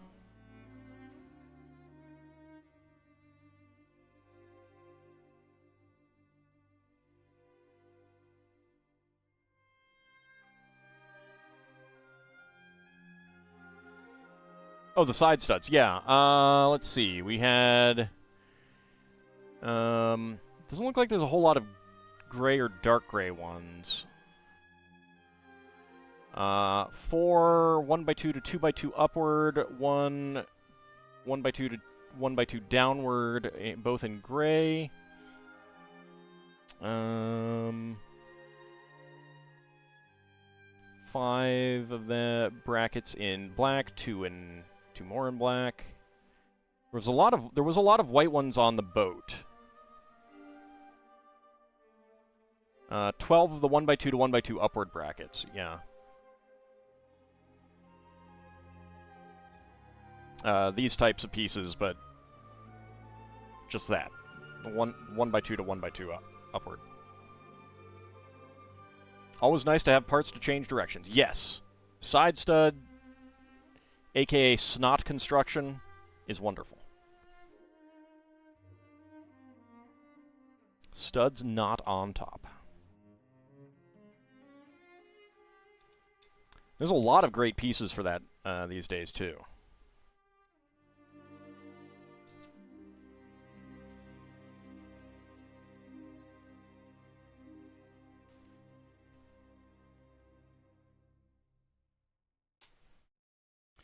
Another 1x1 tile slope. Yeah, I mean, it's great for getting all kinds of different unusual angles. And Lego has really embraced using them as well, which is pretty nice. Tons of these 2x2x3 slopes.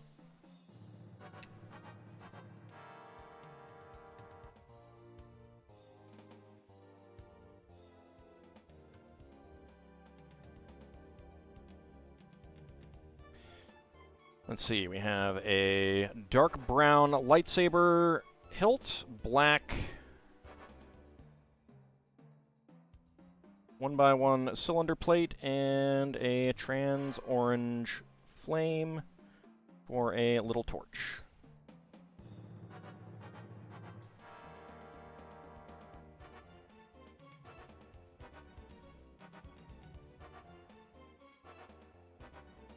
Yeah, my big Salamis Kai Gundam ship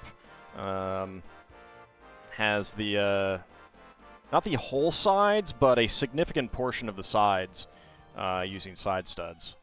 I really do need to digitize that and get it up as a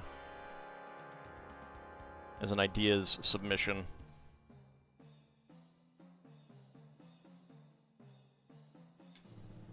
It would not get picked by any means, but I can hope and dream. And I, for one, would not mind if Lego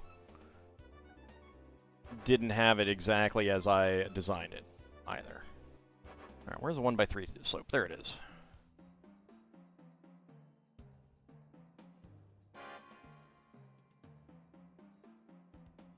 And I need to rebuild my my Argama to take better advantage of side studs and stuff.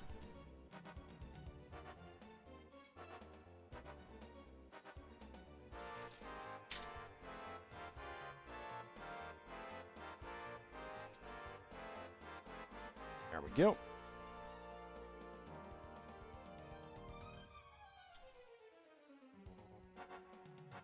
All right. Across there. 1x2 log brick. Of course, I actually need to finish the Argama as well. That would probably be a good thing. 2x4 there. Long gray brick. 2x2 and 1x2x2. Snot Argama. It doesn't need a whole lot of snot construction, although I did end up like it has a lot of complex patterns. One thing that I do want to do is I used rubber bands to get angled plates on the sides, and I want to try something with like the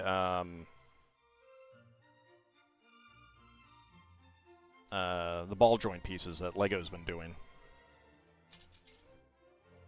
I think that would work out really nicely.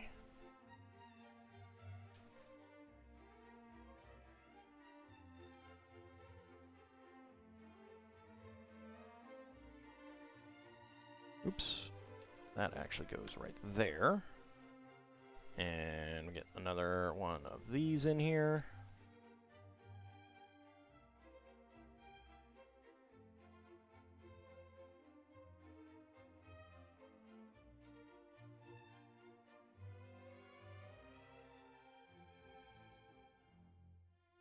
Don't know how much this interior is actually going to be seen. Well, I guess that is, so...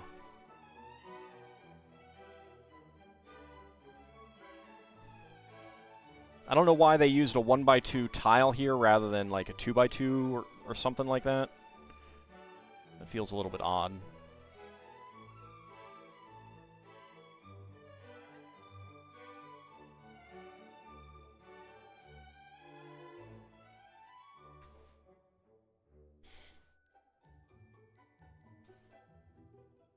If I get some of the, like the Argama is modular, it comes apart for transport, and that's actually a weakness in it. It's pretty fragile in a lot of ways.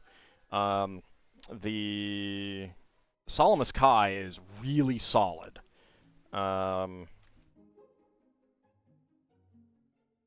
But it's also about the same size as the Lego Titanic, so I cannot easily show that off on like a video, a stream. They're both Gundam ships. Argama is from Zeta Gundam. Well, both of them are from Zeta Gundam.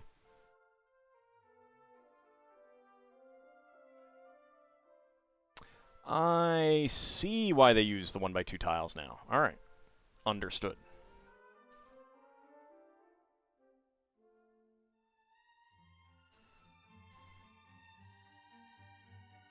If you Google Google image search Gundam Argama, you'll see images of what it looks like.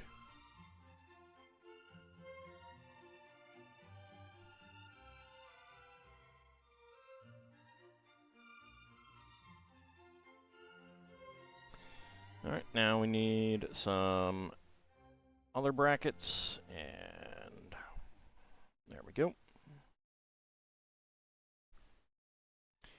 Beige 1x2 plates.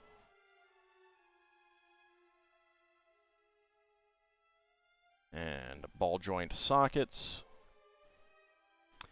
But no 0083 Salamis Kai. No, I actually do not like the 0083 ships. Albion's pretty good, but it's gigantic, and it doesn't, like,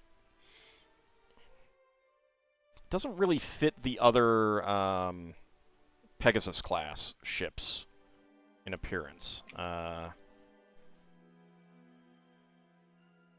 So it feels like it stands out in a lot of ways compared to the others.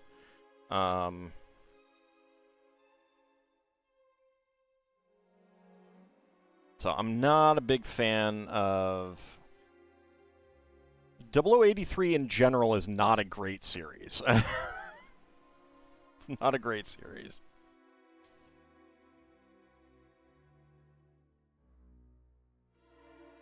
Has terrible characters as well. The Magellan is okay, but that's partly because it's just a basic Magellan, pretty much. I do want to get a Magellan built at some point.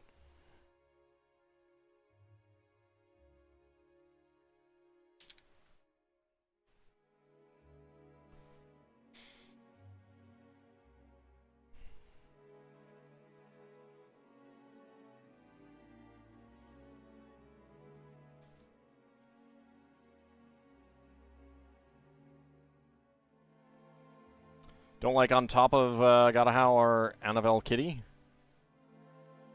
What?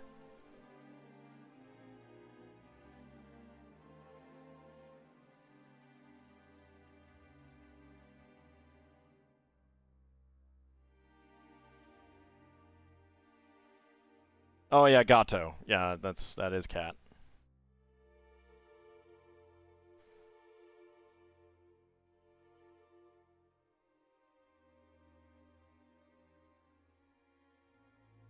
Well, I don't know what Sema means. No, actually, like, I mean, Gato's not a great character either, but most of the Xeon characters are fine. It's Ko Araki and Nina Purpleton who are terrible. Just terrible characters.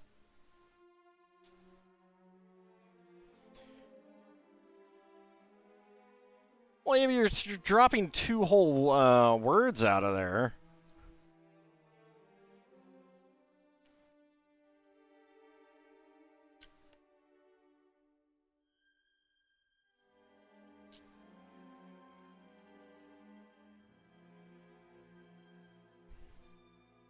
There we go. Another 1x4 slope and 2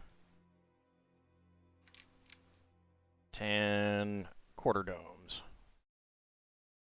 I mean, she's pretty top. Your Gundam knowledge begins and ends with Wing.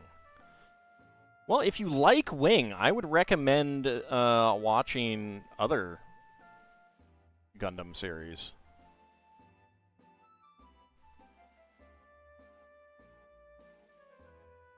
Wing is basically a retelling of other Gundam series anyway. That's what a lot of the early alternate universe shows were, other than G Gundam, I should say.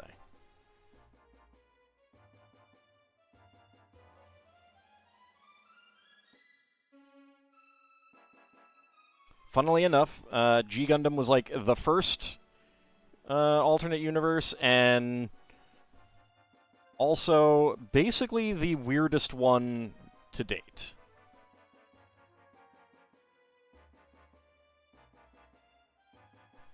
Yeah, After War Gundam X is basically, what if the Zeons had conducted a massive colony drop rather than just a single one? And the Federation deployed massive counter weapons of their own in the form of mobile suits.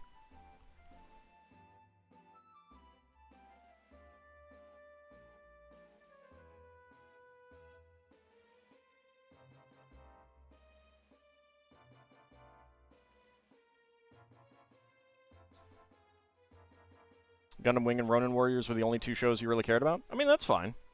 And if you're not interested, that's fine too. I'm just saying, I mean, if you liked Wing, then you might like some of those other ones too.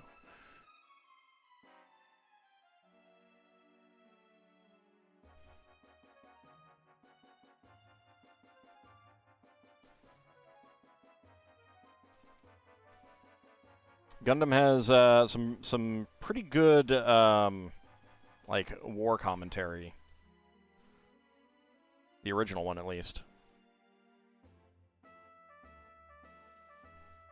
All right, 2x6 or 4x6, and then there we go.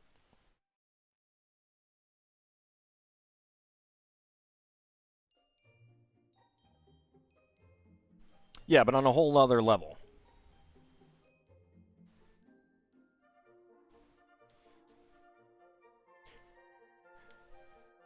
Now, one of my favorite things about After War Gundam X is the fact that Junya Ishigaki, the mecha designer for Xenogears, did a lot of work for that.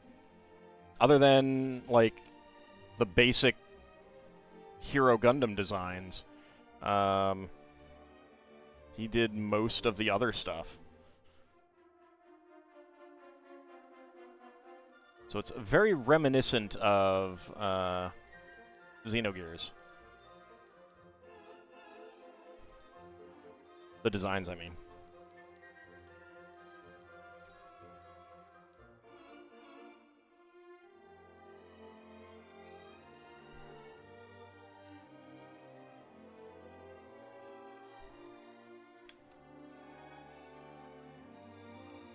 Sadly, the character designer of Xenogears has never done any Gundam shows.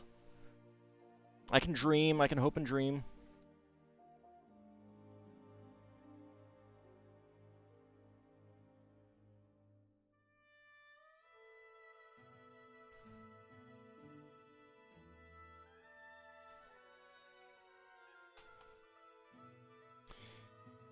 There we go, and then we get 3 of these.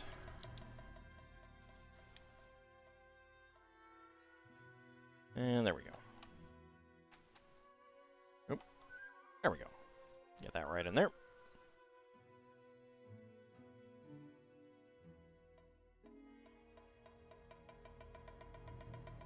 Okay. Start out with some half tiles and large plates.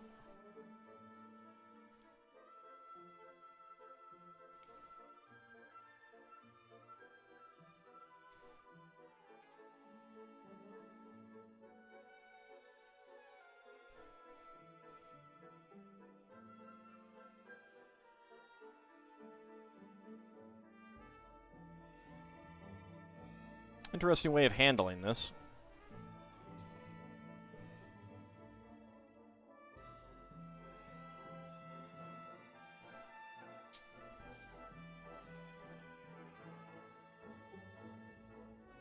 Knocked a piece all the way over there.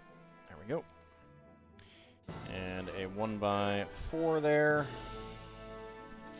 And then...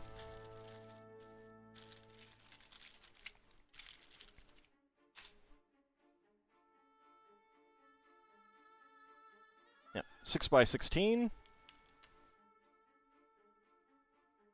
Get that right on there.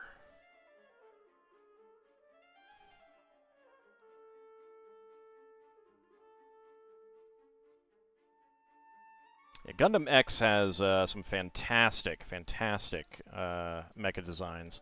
Some really weird ones, but some fantastic ones.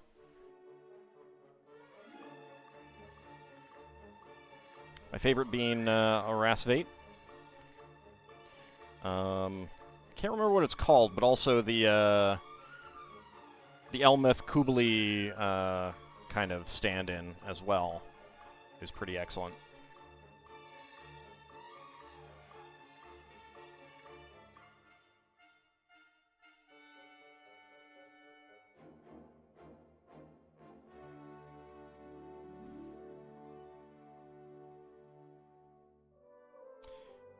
Interesting having these done at angles and stuff.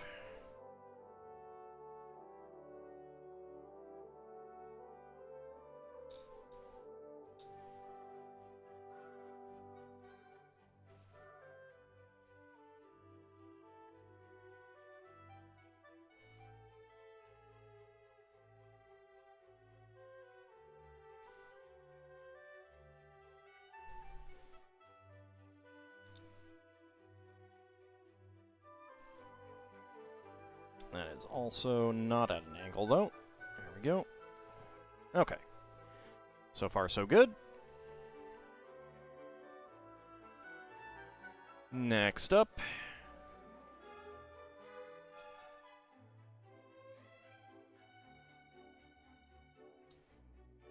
There we go.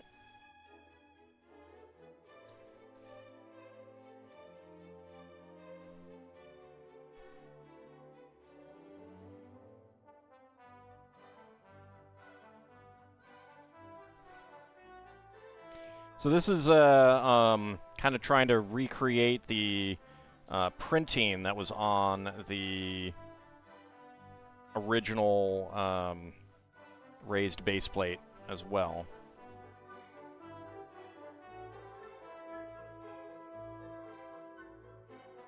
Which had a stone pattern on it. Howdy, Lockjaw Jones. We are working on the ramp that is going to fit in right here. This is the Eldorado Fortress. So it's, like I said, trying to recreate the pattern, the printed pattern that was on the original raised base plate.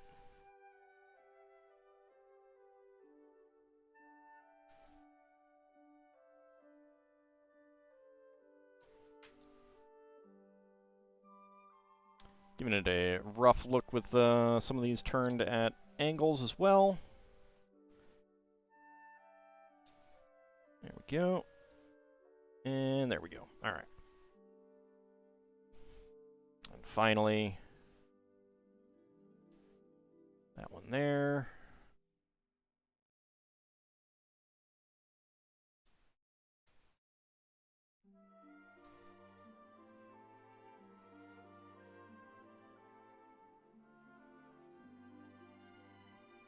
No, we're not building the whole thing tonight.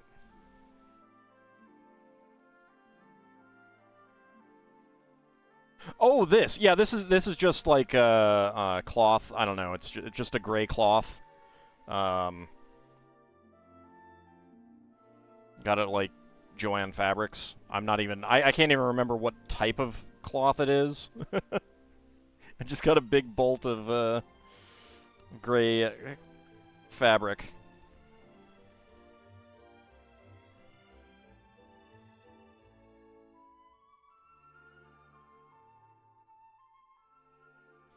No, this is actually probably the last bag of the night. Like, whatever when we're done with this. Yeah, the the main table is white, and I'm a little afraid, like, how reflective it might be. And also, pieces would probably slide and not scratch, but, like, make sounds on it a little bit more readily, whereas they're not as likely to move too much on the cloth.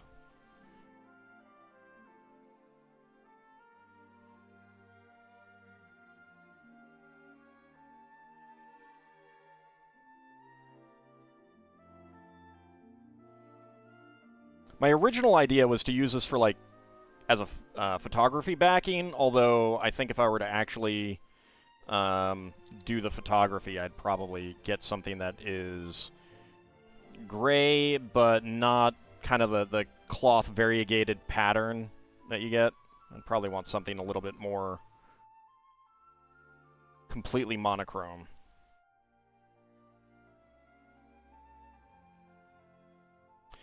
Alright, flip it over, and we got our side stud pieces here. The brackets.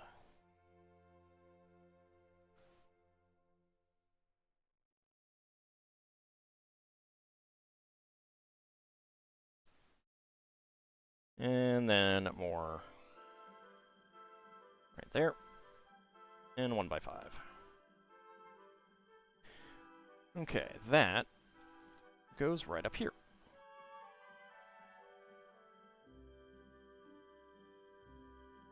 The original printed ramp has been repaved with cobblestones. Alrighty.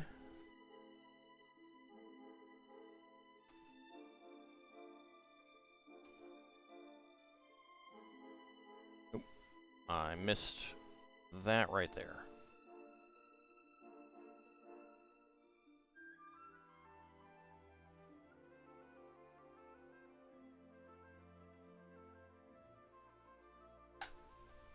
There we go.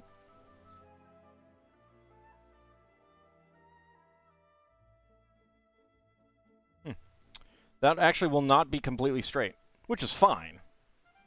It's just the nature of what it's pushing up against. Interesting. Wonder how much the original piece goes for? I don't know. I mean, it's fairly common, I think.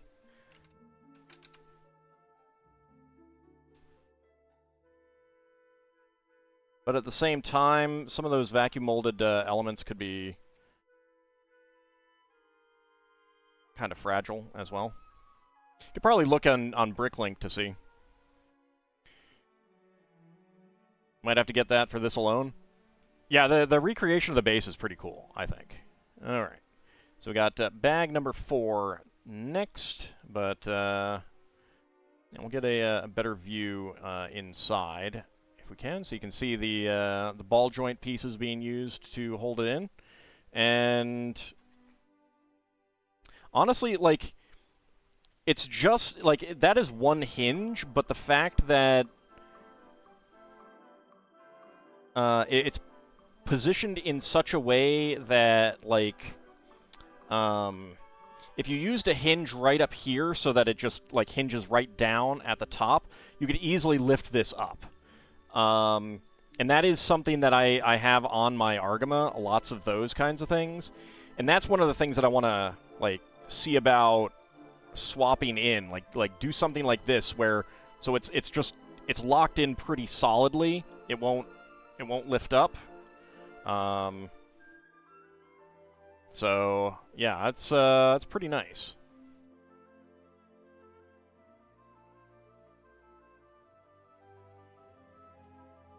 I do not know how I'd figure out the angles for that, though.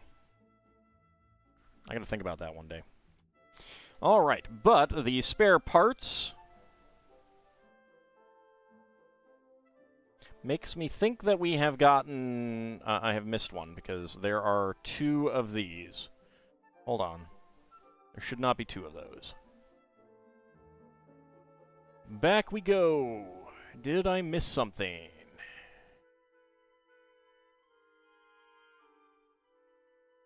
Yes, I did.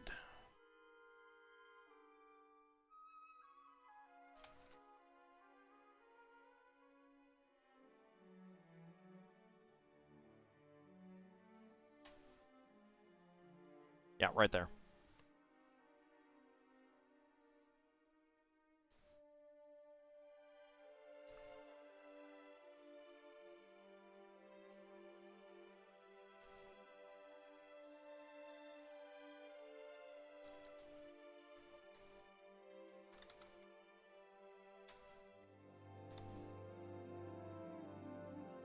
It's always nice when you know what LEGO includes as extras, so you can get to a point and you're like, all right, I should not have that many extras.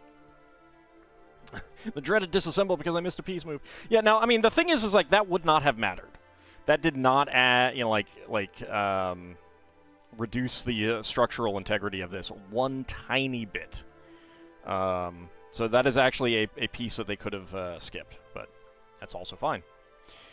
So, like, the fire-breathing fortress, again, I wouldn't want this kind of remake of it. I would want a Lion Knight's Castle-style rebuild, partly because I have a lot of nostalgia for it, but it's not a very good set. It's not a very good set, honestly. Like, it is really simplistic. It is really basic. There's not a whole lot of real castle-y stuff to it. It's just kind of like almost a jumble of parts on top of the raised base plate.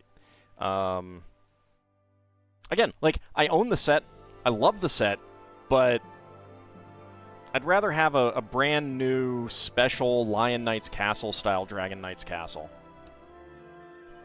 Anyway, spare parts. Black 1x1 cylinder plate with hollow stud. Gray 1x1 cylinder tile. Gold 1x1 cylinder tile with crown printing. Dark gray 1x1 tile with round end. Gray 1x2 half cylinder tile. Trans orange 1x1 plate. Trans orange candle flame. And dark brown lightsaber hilt. Fire-breathing fortress was your first castle set? Nice. I don't know what my first castle set was, but I think it was probably the siege tower, which is just like this little folding section of castle wall and a black siege tower that is pretty accurate as far as, like, siege engines go. Pretty cool. I would love a redux of that, but again, keeping it accurate. Yeah, more Dragon Masters would be nice. Alright, so, let me make sure nothing else in there. Boop, boop, boop. Okay, that did not go very far. Alright. So let's go ahead and bring up the camera.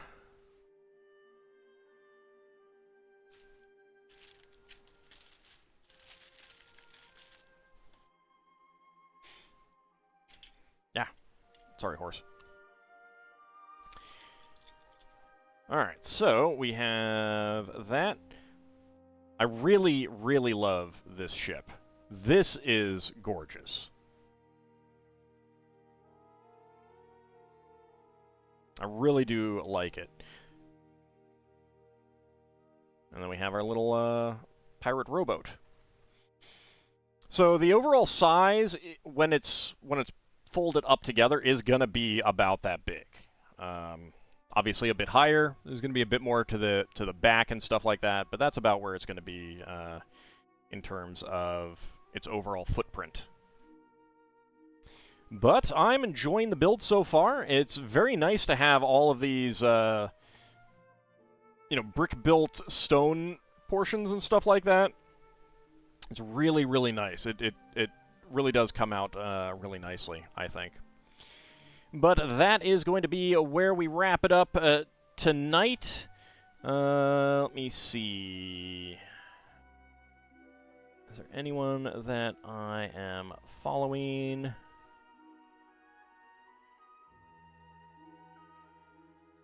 Not right now. All right. So we will be calling it a session here. When we come back tomorrow, we'll be doing some more Spelljammer. Monday, we will be back for some more Like a Dragon Infinite Wealth. We'll be back on Wednesday for some more Lego building in the evening, building something else. I don't actually have anything thematic, but that's the way it goes. And next Friday we will return to Sword of Mana and do some more building of this. Possibly finishing this up. But we will be doing all that next time. So I want to thank you guys for coming on out, and I shall see you next time. Sorry, I don't know what kind of ship it would be, Duke Darkwood. I'm not a ship type person. Have a good night, everyone.